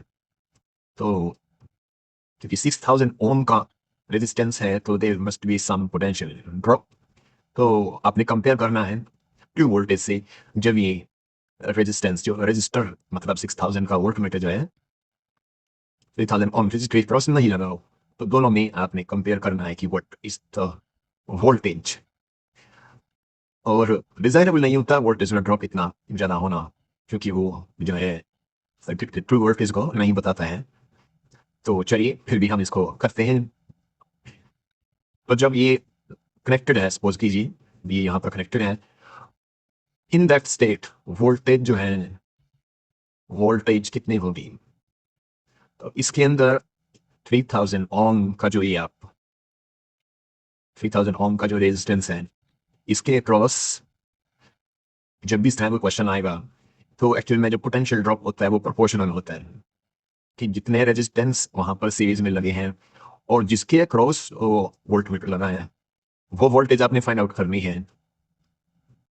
तो आपको जिसके अक्रॉस लगा है उसको ऐसे यहाँ पर लिखना है। हम पेन ही यूज करते हैं, 150 बजाय ऐसे 3000 ऐसे लिखना है और इसको फिर डिवाइड करना है ऑल रेजिस्टेंसेस जितने भी हैं वहां पर 1000 प्लस 3000 प्लस 1000, मतलब इसको ये प्रोपोर्शन में लेना है। ये आ गया टोटल रेजिस्टेंस और ये वो जिसके अक्रॉस आप फाइंड आउट करना चाहते हैं, और जितनी बैटरी आपने टोटली वहां पर अप्लाई की है वो वहां पर लिख लेनी है और ये आपका हो जाएगा। इसको अगर सोल्व करेंगे तो 30 वोल्ट आपके पास आ जाता है। ये तब का केस है जब आ, कोई भी वोल्ट मीटर वहां पर कनेक्टेड नहीं है। नाउ एक वोल्ट मीटर अब कनेक्शन कर दिया जाता है, एक वोल्ट मीटर वहां पर लगा दिया जाता है। तो आप देखिए कि जो ये 3000 है, 3000 ओम, और इसके क्रॉस एक और रेजिस्टेंस 6000 ओम का आ गया। तो ये पैरेलल कॉम्बिनेशन होगी और पैरेलल कॉम्बिनेशन में जो इफेक्टिव रेजिस्टेंस होता है वो आप जानते ही हैं कि उन दोनों रेजिस्टेंस का यहाँ पर प्रोडक्ट लेते हैं और दोनों के सम से हम डिवाइड कर देते हैं। अपने इस तरह के न्यूमेरिकल्स अपनी क्लासों में भी किए होंगे कि how to find the effective resistance of parallel combination. तो ये 2000 ओम इफेक्टिव निकल के आता है। अब हम सेम वही वोल्टेज ड्रॉप का फॉर्मूला प्रोपोर्शन वाला अप्लाई कर सकते हैं। बस क्या चेंज होगा, जहां हमने 3000 लिया था यहाँ पर यहाँ में 2000 लेना होगा। We will take 2000। तो 1000 और जो कॉम्बिनेशन, ये जो कॉम्बिनेशन के कारण कितना बना, 2000 ओम बना। तो यहाँ हम 2000 लेंगे, यहाँ पर 3000 था और जो साइड में रेजिस्टेंस लगे हैं वो एज इट इज रहेंगे। और जब इसको हम 50 के साथ इसका प्रोपोर्शन लेंगे तो ये निकल के आता है 25 वोल्ट। तो ये देखिए यहाँ पर जब वोल्ट मीटर नहीं है तो 30 वोल्ट है, और जब वोल्ट मीटर हमने अप्लाई कर दिया due to its high resistance it is 25 volt जो है वो वोल्टेज निकल के आती है इसकी रीडिंग। तो इस तरह से हम इसको कर सकते हैं। फिर इसमें वो पूछ रहा है आपको नेक्स्ट कि परसेंटेज एरर क्या होगा। इसमें परसेंटेज एरर भी हम फाइंड आउट कर सकते हैं। तो we will rub it to find the percentage error. Percentage error को फाइंड कीजिएगा।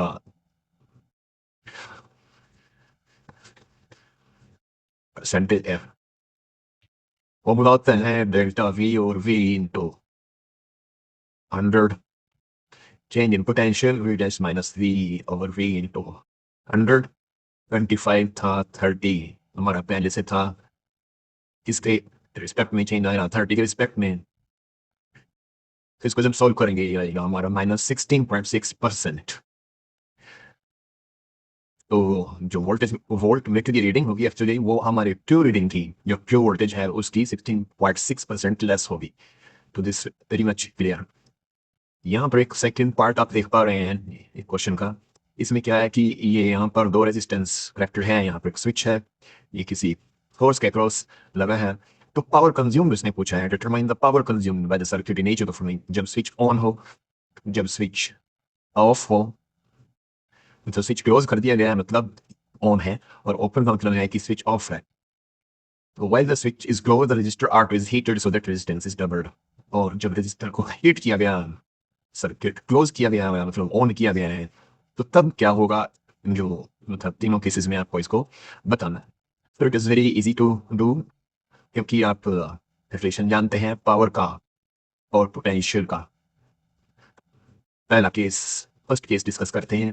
फर्स्ट केस में क्या होगा कि पावर आपकी हो जाएगी v² बाई आर, और आपका आर पहले केस में R1 है क्योंकि R2 is not in the circuit because उसको हमने सर्किट को of, only R1 is in the circuit और R1 की वैल्यू जो है उसने R दे रखी है, आप देख सकते हैं गिवन क्वेश्चन में। तो ये बन जाएगा v स्क्वायर, और इसके फर्दर हम कुछ कर नहीं सकते क्योंकि no values of v and r are given.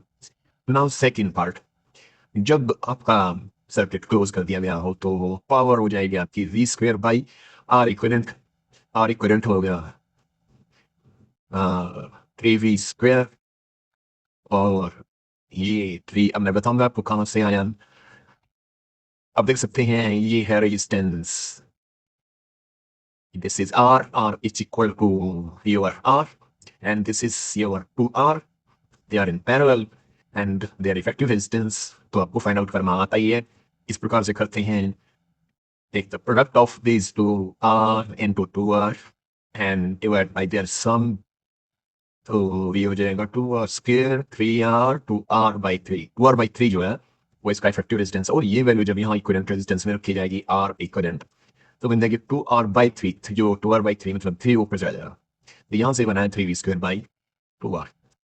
Third part, जब रेजिस्टेंस 2 को हीट किया जाए, ये हीट किया गया और रेजिस्टेंस हो गया डबल, मतलब 2R का हो गया 4R, तो तब क्या होगा पावर, पावर का सेम वे सब कुछ, power is equal to v square by new resistance and in that case circuit is also closed, then our power will be 5v square by 4R. Again that 4R/5 will be effective resistance of the circuit. Same way ये होगा, बस R की लेना है 2R लेना है और ये 4R/5 हो जाएगा, और पावर यहाँ से आप फाइंड आउट कर सकते हैं। So in this way you can do this numerical। देखने में ये स्टेटमेंट्स लंबी या ऐसा लगता है कि डिफिकल्ट क्वेश्चंस हैं, but they are not difficult, just आपको फॉर्मूलाज का राइट एप्लीकेशन पता होना चाहिए और आपका जो कंसेप्ट है वो क्लियर होना चाहिए, then you can easily do such kind of questions. चलिए हम नेक्स्ट करते हैं। Hopefully you are getting all this, और क्योंकि basically this is kind of revision, आपने इस तरह के क्वेश्चंस जो कि आप एग्जाम की प्रिपेयर कर रहे हैं तो अपने आप कर ही रहे होंगे, तो हमारा मोटिव ये है कि कुछ इंपॉर्टेंट क्वेश्चंस कोई मिस ना हो जाए और आप ठीक तरह से रिवीजन हो जाए, आपको आइडिया हो जाए, कुछ कोई मिसिंग गैप रह गया आपकी लर्निंग में वो पूरा हो जाए, दैट इज आवर मोटिव। तो चलिए इस क्वेश्चन को करते हैं। The EMF of a cell is always greater than that's terminal voltage, why, give reason. तो ईएमएफ सेल का जो है वो ऑलवेज ग्रेटर होता है टर्मिनल वोल्टेज से, तो उसका बताइए रीजन क्या है। दूसरा, two electric bulbs P and Q have their resistance in the ratio of 1:2। दो बल्ब हैं उनका रेजिस्टेंस 1:2 है। They are connected in series across a battery, find the ratio of their power dissipation।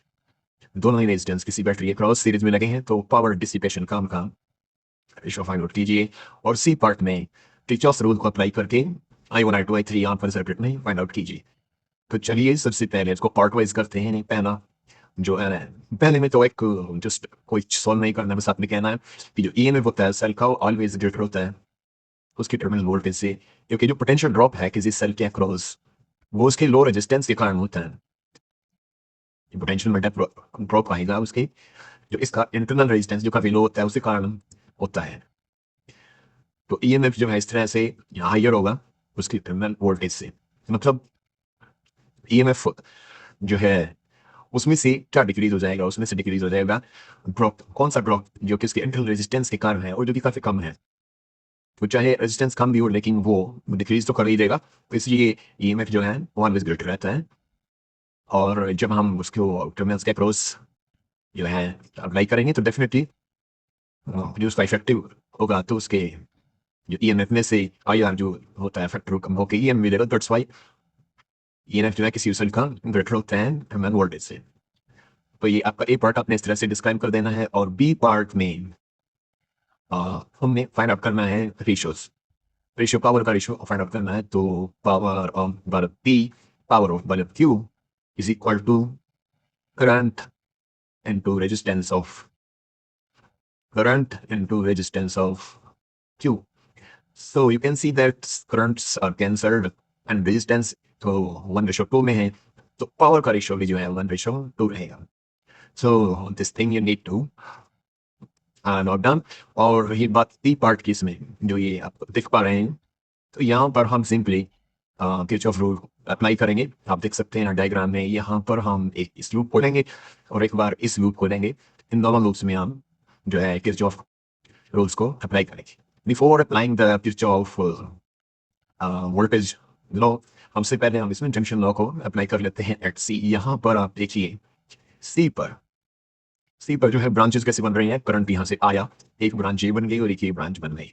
तो incoming current जो है outgoing current के सम के बराबर होता है। तो जो नीचे से करंट आ रहा है उसको हमने I3 कहा है, और जो इसकी ब्रांचेस बनी है ये I1 और I2 बनी है। तो इसका मतलब ये हुआ कि आपका जो I3 की वैल्यू है वो I1 और I2 के बराबर होगी जंक्शन रूल से। अब हम लूप सेट कर लेते हैं ABDC में। ABDC, this is your ABDC।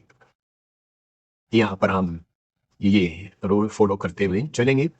Direction of current positive और direction opposite direction of current negative हम लेंगे, तो ये बन जाएगा आपका कौन सा लूप लिया है, ABDC। इसमें लगाया हमने KVL, किरचॉफ्स वोल्टेज लॉ। तो ये बन जाएगा 2, देखा आप देखते रहिए। हम चले हैं A से B की तरफ। 2 वोल्ट आपको बैटरी नजर आ रही है, पॉजिटिव पॉजिटिव के नेगेटिव गए हैं, पॉजिटिव लेंगे। और फिर रेजिस्टेंस 4 का नजर आपको आ रहा है, करंट वहां पर I1 है। फिर आप देखिए कि यहाँ 3 के लिए हम ट्रेस कर रहे हैं इस तरफ, लेकिन करंट की डायरेक्शन है इस तरफ। तो यहाँ रिवर्स केस हो गया, तो इसलिए यहाँ पर हमारा पोलैरिटी रिवर्स हो जाएगी, माइनस हो जाएगी। और फिर बचा कि एक सेल 1 वोल्ट का, ये भी हम नेगेटिव टू पॉजिटिव जा रहे हैं, तो नेगेटिव टू पॉजिटिव के लिए नेगेटिव लेते हैं, जो हमने कन्वेंशन अडॉप्ट की है। आप अपोजिट कन्वेंशन भी अडॉप्ट कर सकते हैं, that's not making a difference. तो जब इसको सोल्व करेंगे ये बन जाएगा 4I1 minus 3I2 equal to 4I1 minus 3I2 to -1। हाँ, इधर जाके -1 बन जाएगा। यस, तो ये इक्वेशन 1 हो जाएगी। इसी तरह से आप लूप जो lower, now we will move to the this loop ATF की। यहाँ भी वही कन्वेंशन हम यूज करेंगे, करंट की डायरेक्शन में पॉजिटिव और अपोजिट के लिए नेगेटिव। तो अब देखिए हमारा लूप हो जाएगा CTFE। तो यहाँ पर C से B की तरफ चलेंगे तो वो आपका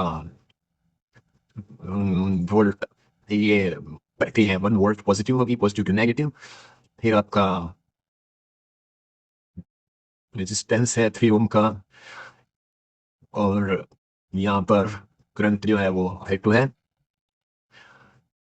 फिर आपका तो ओम का रेजिस्टेंस है और करंट यहाँ पर I3 है। और फिर ये नेगेटिव टू पॉजिटिव है, इसका माइनस लेना पड़ेगा। Yes, this is also positive, this is also positive, and this one is -4। तो यहाँ पर आप देख सकते हैं ये बन जाएगा 3I2 + 2I3 equal to 3। So in this way we can write these two equations. This is equation 2। एक बार फिर से चेक कर लीजिए कहीं कुछ गड़बड़ तो नहीं है, नहीं, everything is correct, because in questions में किरचॉफ वोल्टेज लूप रूल वाले क्वेश्चन में ऑफन साइन की गलती स्टूडेंट्स कर देते हैं, और ये कॉमन मिस्टेक है। इसमें लॉट ऑफ प्रैक्टिस अगर आप करेंगे तभी जो है ये परफेक्शन इसमें आ पाती है, नहीं तो गलती के चांस कुछ ना कुछ बने ही रहते हैं। तो ये 2 इक्वेशंस हमारे पास हो जाएंगी। इसके बाद हम इसको कैसे करेंगे, let us pick on a new board. यहाँ पर हम इसको सॉल्व करते हैं। तो दोनों इक्वेशंस जब हमें मिल जाएंगी तो इनमें let us use this also कि I3 जो है ये सामने है, शुरू में लिखा था I1 + I2, तो तब ये बन जाएगा 3I2 + 2I1 + I2। ये हम पुट कर सकते हैं I3 की जगह, और ये हमारा 3 तो पहले से ही था। तो ये जब इसको ओपन अप करेंगे 3I2 + 2I1 + 2I2 = 3, R2 देखिए यहाँ पर 5 हो जाते हैं, तो ये बन जाता है 5I2 + 2I1 = 3। So this is our new equation. आप इसका नेम दे सकते हैं इक्वेशन 3। तो अब हमारे पास इक्वेशंस जो है I1 और I2 में रिड्यूस हो गई हैं। जो सबसे पहली इक्वेशन थी ये वाली, दिस वन जिसको हमने 1 कहा था, ये भी I1 और I2 में है, और जो अभी फाइंड आउट की वो भी I1 और I2 में है। और बिल्कुल इनमें हम सब्स्टिट्यूशन या एलिमिनेशन मेथड से जब हम इसको सोल्व करेंगे तो इन दोनों इक्वेशंस को 3 को और 1 को, तो हमारे पास I1 की वैल्यू आ जाएगी 2/13 एम्पियर, और I2 की आ जाएगी 7/13 एम्पियर। इसको आप इस तरह से इनको कर सकते हैं। और I3 यहाँ पर फाइंड आउट करना हो तो यहाँ पर I3 जो है I1 प्लस I2 करके 9/13 एम्पियर जो है आपकी I3 जो है ये बताएगी। So in this way you can do this sum using Kirchhoff's law. तो चलिए अब हम करते हैं next sum. A wire is placed in a magnetic field of 0.5 tesla. B की वैल्यू जो है वो दे रखी है आपको 0.5 tesla and as shown in figure, find the magnitude of magnetic force on segment PQ। जो PQ segment है केवल उसके ऊपर आपने फोर्स निकालना है। If the current in the wire is 3 ampere, तो यहाँ पर ये वायर इस तरह से है, इधर how it is drawn, यहाँ पर एंगल 120 डिग्री का है और ये 30 मीटर इसकी सेंटीमीटर 30 सेंटीमीटर इसकी लेंथ है। P this is point and I current is flowing through it. Now B is given, I is 3 ampere and the length of the wire under consideration is 30 centimeter, which is like 3 meter. Theta is your 60 degree. Now magnetic जो force होता है that is given by F equal to B L and this is I sine theta. So let us put all the values. Mark 5, length mark 3, current 3 ampere and sine 60 degree. Putting all the values, you will get the result by 39 Newton. So you can do like this. The radius of the path of an electron moving at a speed 2 into 10 raised to power 7 meter per second in a magnetic field of 5 Gauss perpendicular to it. What is the frequency? तो यहाँ पर देखिए, यहाँ पर ये जो magnetic field की direction है इलेक्ट्रॉन ऐसे एंटर करेगा तो मास इसका 9.1 × 10⁻³ है। चार्ज की वैल्यू दे रखी है, वेलोसिटी दी गिवन है और यहाँ पर मैग्नेटिक फील्ड की वैल्यू दे रखी है। तो यहाँ पर हम मैग्नेटिक फील्ड को कन्वर्ट कर सकते हैं टेस्ला में। और जहाँ तक बात रेडियस की है, फॉर्मूला होता है mv/qb। तो हम m और वेलोसिटी और q और b इन सब का जो वैल्यू यहाँ पर रख देंगे। तो आप देखिए कि जो वैल्यू आएगी रेडियस की वो आ जाएगी हमारे पास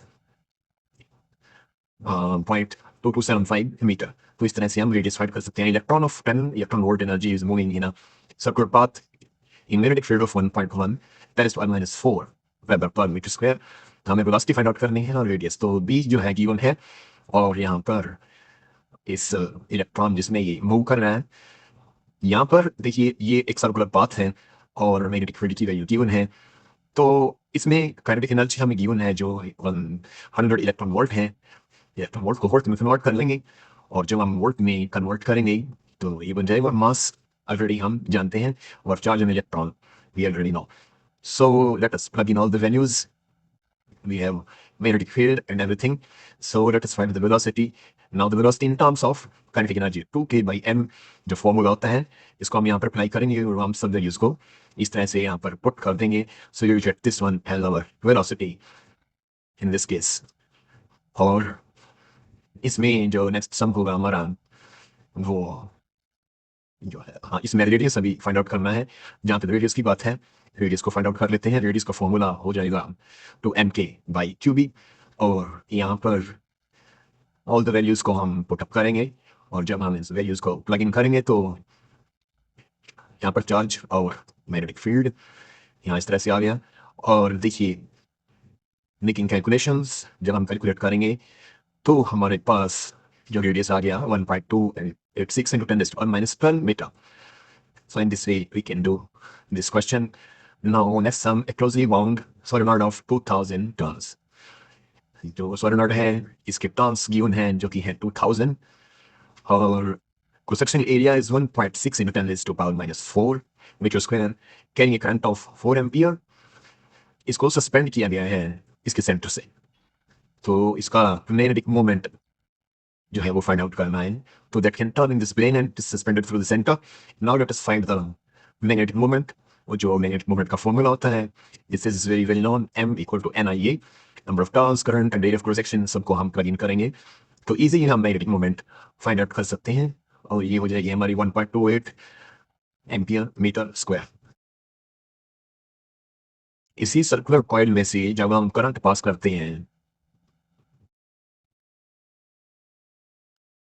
तो E square center of one coil due to the current in the other coil.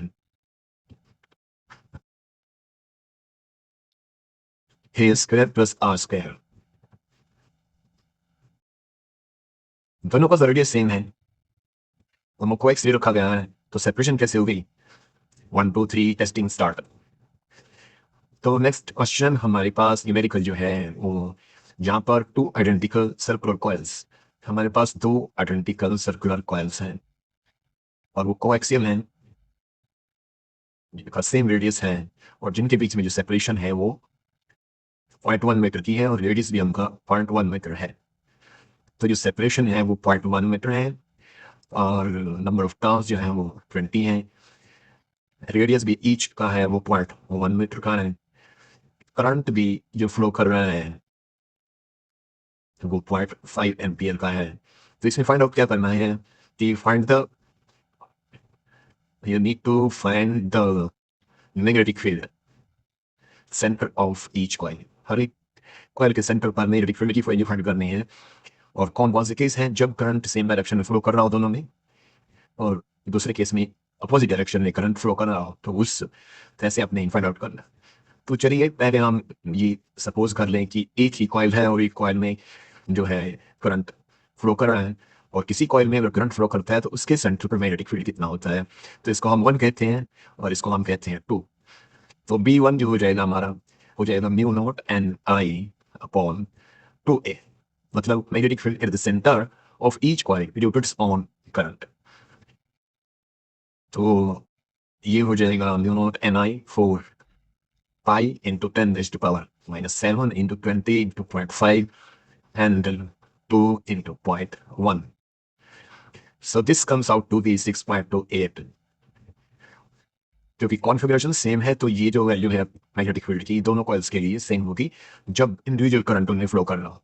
तो यहाँ पर ये 1 से नहीं, इसको मतलब 1 और 2 कॉइल के लिए नहीं है, that is for individual coils. जब इंडिविजुअल कॉइल में अपना अपना करंट जो है उनमें करंट फ्लो कर रहा है तो तब जो है मैग्नेटिक फील्ड वैल्यू ये होगी। नाउ करंट आपने एक में फ्लो कराया और मैग्नेटिक फील्ड जो है आप दूसरे के लिए फाइंड आउट कर रहे हैं, you are flowing current in one and you are finding magnetic field at the other, then the value will be magnetic.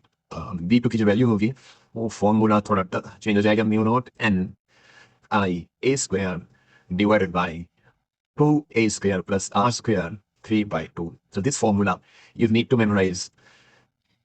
So plugging in all the values for pi into 10 to the power minus 7 into 20 and current 0.5 and this A का जो square है और यहाँ पर 2A का square, radius का भी y square और होल वैल्यू जो है वो 3 by 2 पावर में तो ये बन जाएगा 0.628 into 10 to the power minus 7 और ये हो जाएगा 2 root 2 and 10 raised to power minus 3। And solving further, you will get 2.22 into 10 raised to power minus 7. No, sorry, 5 Tesla. So this is your B2। Now, let us talk about the direction। अगर same direction में current flow करना है then B1 और B2 add हो जाएंगे। तो आप ये this is I am giving for you B1 plus B2 होगा सेम डायरेक्शन के लिए, और जब अपोजिट होगा तो यहाँ पर B1 माइनस B2 हो जाएगा अपोजिट के लिए। तो ये आप कैलकुलेट कर लीजिएगा, एक बार ऐड और एक बार सब्ट्रैक्ट। तो चलते हैं हम next. 5 ampere flows through each of two parallel long wires। The wires are 2.5 centimeter apart। Calculate the force acting per unit length of each wire। Use the standard unit length of each wire and what will be the nature of the force if the current are flowing in the same direction। तो ये एक simple question है जिसमें कि दो parallel conductor हैं। We have two parallel conductors and current in each of them is 5 ampere।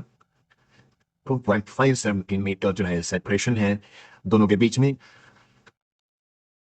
तो what will be the nature of the force अगर करंट जो है सेम डायरेक्शन में फ्लो कर रहा हो। तो यहाँ पर I1 और I2 जो है, यहाँ ये I1 है और ये I2 है, ये दोनों ही सेम है। जो सेपरेशन है बीच में वो 2.5 सेंटीमीटर है, जिसको आप कन्वर्ट करके मीटर में लिख सकते हैं। ये मीटर में कन्वर्ट कर दिया। म्यू नॉट की वैल्यू जो होती है 4 पाई इंटू 10⁻⁷ होती है टेस्ला मीटर पर एम्पियर।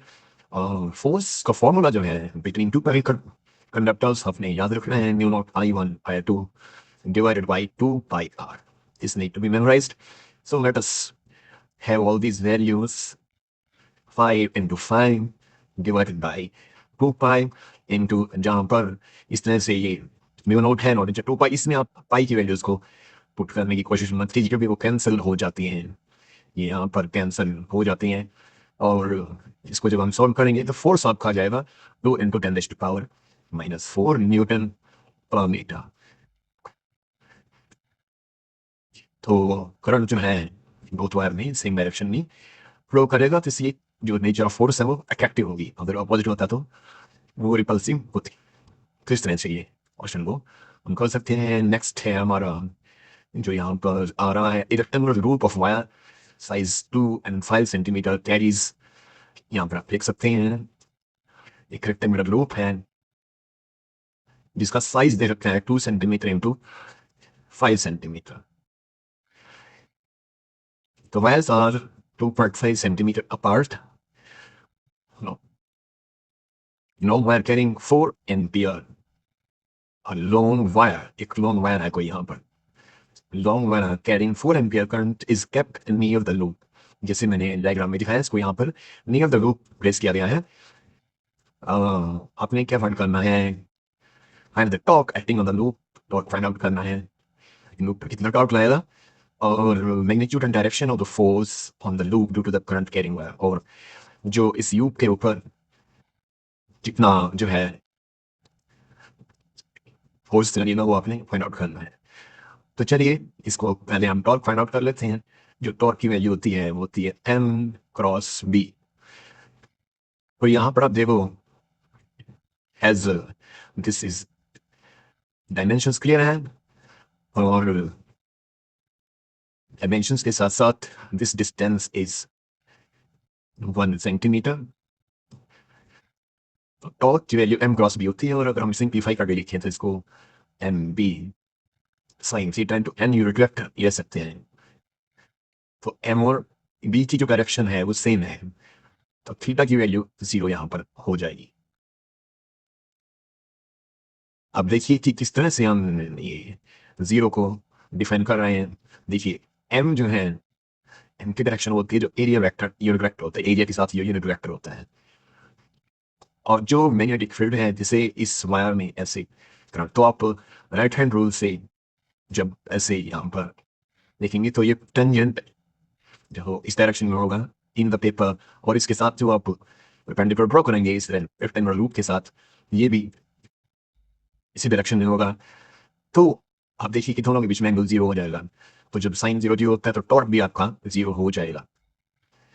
रही बात फोर्स की फाइंड आउट करने की, फोर्स का जो फॉर्मूला होता है करंट कैरिंग वायर्स के लिए वो होता है, अगर हम इनको दो कंडक्टर माने क्योंकि इस लूप में भी करंट फ्लो कर रहा है, that is also 1 ampere current is flowing, 1 ampere current यहाँ पर भी फ्लो कर रहा है। तो इस केस में जो फॉर्मूला बन जाएगा वो mu naught upon 2 pi into I1 I2 divided by R into the, जो यहाँ पर आप देखिए जो है इससे मल्टीप्लाई हमें करना होगा। तो split on the values mu naught upon 2 पाई को। अच्छा, इसमें एक और बात आपको समझनी है कि जो let us illustrate with the colour, यहाँ पर देखिए एक ये कंडक्टर है और ये कंडक्टर है, मतलब पार्ट ऑफ दिस लूप। इसको हम लेट अस से दिस इज, लेट अस से दिस इज AD, ये AD है और ये BC है। तो जो फोर्स होगा AD पर, जो हमने फाइंड आउट किया है AD के लिए है।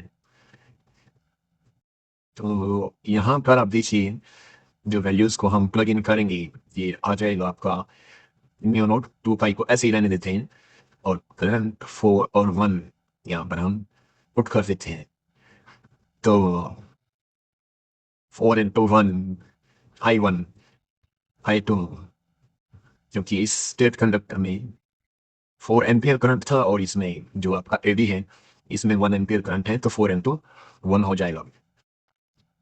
यहाँ पर जो डिस्टेंस है वो 1 सेंटीमीटर है, कन्वर्ट करके मेरे में 0.01 हो गई। और जहाँ तक लेंथ की बात है कंडक्टर की, वो है आपकी 5 सेंटीमीटर, और 5 सेंटीमीटर का बन गया 0.05 मीटर। और इसको अगर हम सॉल्व करें तो हम बना सकते हैं mu naught upon 2 pi into 20, क्योंकि 0.05 और 0.01 को अगर आप सॉल्व करें तो 20 बन जाता है। और सेम डायरेक्शन में करंट है, तो आप देख सकते हैं कि इस पेयर के लिए, मतलब ये जो आउटसाइड जो हमारे स्ट्रेट वायर है ये और ये, इन दोनों के लिए तो ये अट्रैक्टिव हो जाएगा क्योंकि सेम डायरेक्शन में है। अब हम बात करेंगे सी डी के लिए जो फोर्स होगा, सी डी के लिए जो फोर्स होगा उसको हम इस तरह से शो कर सकते हैं। For C D the force F dash will be mu naught 2 pi 4 into 1, बिल्कुल वही होगा, बस यहाँ पर जो ये आर है ये 3 हो जाएगा, क्योंकि ये और ये लूप यहाँ तक 1 सेंटीमीटर था, 2 सेंटीमीटर ये हो गया, तो ये इस यहाँ तक की जो डिस्टेंस है वो 3 सेंटीमीटर हो गई है। तो यहाँ पर 3 सेंटीमीटर को मीटर में कन्वर्ट करेंगे तो ये अपने आप ये बन जाएगा। और लेंथ ऑफ द कंडक्टर तो वही 0.05 ही है, तो यहाँ पर बस वही है, यहाँ पर एडिशनल फैक्टर 3 का आ जाएगा। तो ये रिपल्सिव होगा क्योंकि ये डायरेक्शन डाउनवर्ड है और ये अपवर्ड है, तो ये रिपल्सिव होगा। और नेट रिजल्टेंट फोर्स जो होगा वो इन दोनों का डिफरेंस होगा एफ माइनस एफ डैश, तो म्यू नॉट अपॉन 2 पाई वहाँ पर कांस्टेंट रहेगा और 20 भी कॉमन होगा, 1 - 1/3 ऐसे करके, क्योंकि ये यहाँ से डिफरेंस आ जाएगा और ये हो जाएगा। अब हम पुट कर सकते हैं म्यू नॉट ऑन 2 पाई की वैल्यू जो होती है 2 × 10⁻⁻⁷, फिर आपका 20 और ये जो फ्रैक्शन यहाँ से सॉल्व करके आया 2/3, तो solving all that we will get 26.67 into 10⁻⁻⁷ Newton. तो ये आपका रिजल्टेंट फोर्स होगा। तो नेट फोर्स की जो डायरेक्शन होगी ये टुवर्ड्स द वायर होगी, दैट इज अट्रैक्टिव, ये अट्रैक्टिव रहने वाला है। Now there is very important question, two infinitely long straight wires A1 and A2 carrying currents I1 and 2I flowing in the same direction are kept the distance apart. There are two wires current flowing in the same direction. They are kept like this and their current is I and 2I. उनके बीच में distance है जो D है। Where should be a third wire be placed? हमने कोई third wire यहाँ पर place करनी है, कहाँ पर इसको प्लेस किया जाए, क्या कंडीशन है। कैरिंग करंट 1.5 एम्पियर, इसमें 1.5 एम्पियर करंट है, 1.5 आई, मतलब अगर आई में है तो 1.5 आई करंट है, so that it experience no net force, इसके ऊपर कोई फोर्स ही एक्ट ना करे। हमने इस जगह पर इसको ऐसी नल पॉइंट पे इसको रखना है due to A1 and A2। और इसमें ये बताना है does the net force acting on A3 depend on the current flowing through it. और ये भी बताना है कि अगर जो करंट 1.5 आई इसमें फ्लो कर रहा है क्या ये नेट फोर्स की वैल्यू उस पर डिपेंड करती है क्या, तो ये चीज़ हमने यहाँ पर बतानी है। तो इसके लिए जो हम कॉमन सी एजम्पशंस लेते आते हैं कि सपोज करो कि हमने एक्स डिस्टेंस पे उसको ले लिया है, और एक्स डिस्टेंस पे अगर ले ली है तो बची हुई डिस्टेंस हो जाएगी ये वाली, ये b माइनस एक्स होगी। यहाँ पर आप देख सकते हैं ये x ये b माइनस एक्स हो जाएगी। और रही बात फोर्सेस की, तो हम ये सपोज कर लेते हैं कि यहाँ पर F1 फोर्स है और इस तरफ जो है वो F2 फोर्स है, और वो इस तरह से इस पर एक्ट करने वाले हैं। ये A1 ये A2 और ये A3 जो करंट मैं पहले ही शो कर चुका हूँ। तो अब इसमें फॉर्मूला जो हमारा स्टैंडर्ड फॉर्मूला होता है mu naught upon 2 pi into I1 I2 divide by R, same वही फॉर्मूला हम फाइंड आउट करेंगे। तो जो फोर्स की वैल्यू होगी, फोर्स हमारा A1 और A2 के लिए, A1 और A2 के बीच में सॉरी A1 और A3 के बीच में हमें ये पैर लेना है कि A1 A3 A1 और A3 के बीच में जो फोर्स होगा let it have F1 new not upon 2 पाई अगर में I है और दूसरे में जो है वो 1.5 I है I into 1.5 I1 I2 and the distance between them is X. Now let us have this pair जिसको हम F2 कहेंगे ये पेयर कौन सा है आपका A3 और A2 जो पेयर है वो F2 इसको हम बोलेंगे तो ये बन जाएगा mu naught upon 2 pi into यहाँ पर जो करंट है A2 में वो 2I है और A3 में 1.5I है डिस्टेंस यहाँ पर हो गई हमारा D माइनस एक्स तो अब देखिए कि वो कह रहा है जो कंडीशन हो दे रहा है कि कोई नेट फोर्स उस पर एक्ट नहीं करना चाहिए नेट फोर्स एक्ट तब होगा जीरो होगा जब नेट फोर्स जीरो होगा कब जब F1 और F2 सेम हो जाए तो ये कंडीशन F1 और F2 की इक्वल लेंथ की जो कंडीशन है इसको हमें दे देना है और यहाँ से एक इक्वेशन बनेगी वहाँ से x की वैल्यू निकल जाएगी तो देखिए इसको हम कैसे कर सकते हैं हम दोनों F1 और F2 को सेम ले लेंगे F1 must be equal to F2 in that case mu naught upon 2 pi ये F1 की value I into 1.5I divided by x must be equal to mu naught upon 2 pi और ये हो जाएगा 2I into 1.5I divided by d minus x. तो ये दोनों तरफ से कैंसिल हो गया I is also cancelled because I is common both sides यहाँ बचेगा 1.5 upon x और इधर बचेगा आपका 3 by d minus x. Cross multiply कर लीजिए आपके पास बन जाएगा 1.5 d minus 1.5x equal to 3x. Solving further 1.5x equal to 1.5d और x आपका यहाँ सॉल्व करने के बन जाएगा d by 3. तो आप जो है वायर को A3 को d by 3 डिस्टेंस अपार्ट कर लीजिए तो जो बैलेंसिंग जो बची हुई डिस्टेंस है अभी वो 2d by 3 होगी मतलब A1 से d by 3 और A2 से 2d by 3 पर ये यहाँ पर होना चाहिए.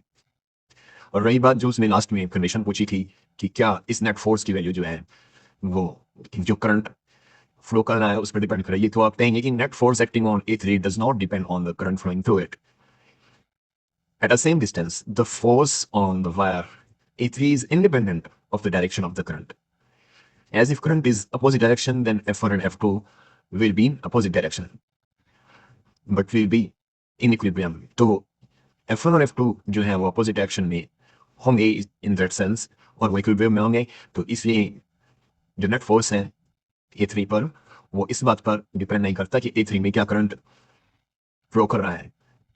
सो in this way you can answer this. चलिए नेक्स्ट हम है हमारा a straight wire of length pi by 2 meters is bent into a circular shape if the wire carries a current 5 ampere calculate the magnetic field due to it. तो ये जो wire है इसकी length pi by 2 metres है और इसमें 5 ampere current flow कर रहा है. आपने मैग्नेटिक फील्ड फाइंड आउट करना है बिफोर बेंडिंग फिर इसको बेंड करके हमने एक सर्कुलर शेप बनानी है. Before bending at a distant point 0.01 times the radius of the circle form from it और वो कितना डिस्टेंस पे आपने इतनी डिस्टेंस पे जो है मैग्नेटिक फील्ड फाइंड आउट करना है. वो डिस्टेंस इस तरह से है कि जो सर्कल बनेगा जो उसका रेडियस होगा उस रेडियस का 0.01 टाइम्स जो है उतने डिस्टेंस पे आपने ये लेना है. तो calculate magnetic field at the centre और जब सर्कल बन जाएगा तो आपने सेंटर के ऊपर भी मैग्नेटिक फील्ड को फाइंड आउट करना है. और the same value of current जब करंट की वैल्यू जो है 5 एम्पियर ही रहेगी. तो चलिए पहले हम ये इसका रेडियस फाइंड आउट कर लेते हैं कितना है क्योंकि हमने लेंथ को ही पाई बाय 2 को ही बेंड करके सर्कल बनाया है तो सर्कमफ्रेंस 2 पाई हो जाएगी और यहाँ से आप देखिए पाई से कैंसिल हो जाएगा और आर जो है वो 1/4 मीटर आपका हो जाएगा जिसको हम 5 मीटर लिख सकते हैं. अब किसी स्ट्रेट कंडक्टर के लिए मैग्नेटिक फील्ड की वैल्यू किसी डिस्टेंस आर के लिए जो होती है वो होती है mu naught I upon 2 pi R. तो ये हो जाएगा म्यू नॉट आई और जो आर की कंडीशन उसने कहा था कि आर आपका होगा दिस थिंग ये तो इस तरह से आप देखिए कि जो यहाँ पर पाई इंटू जो आ रहा है वो आपका आर इंटू 0.01 हमें करना होगा। सो न्यू नॉट की जो वैल्यू है उसको पुट करेंगे 4 पाई इंटू 10⁻⁷ और करंट 5 एम्पियर, और यहाँ पर आप देखिए ये हो जाएगा आपका 2 pi into 0.01 into 0.25 and solving for everything. यहाँ पर ये सारी वैल्यूज को अगर हम सॉल्व करेंगे तो आपके पास इसका जो मैग्नेटिक फील्ड निकल के आएगा 4 इंटू 10⁻⁴ टेस्ला। तो इस तरह से आप देख सकते हैं कि ये जो है बी की वैल्यू इस तरह से फाइंड आउट हो जाएगी। और रही बात सेंटर पर मैग्नेटिक फील्ड की जो वैल्यू है उसको हम कैसे फाइंड आउट कर सकते हैं, you can see here B की वैल्यू जो हो जाएगी mu naught I upon two R. This is the value of magnetic field at the center. So let us put the value of mu naught and here current phi. This is 2 into 0.25. Solving for it, इसको solve करेंगे तो ये आ जाएगा आपका 1.256 into 10⁻⁻⁵ Tesla. So this is the value of magnetic field at the center.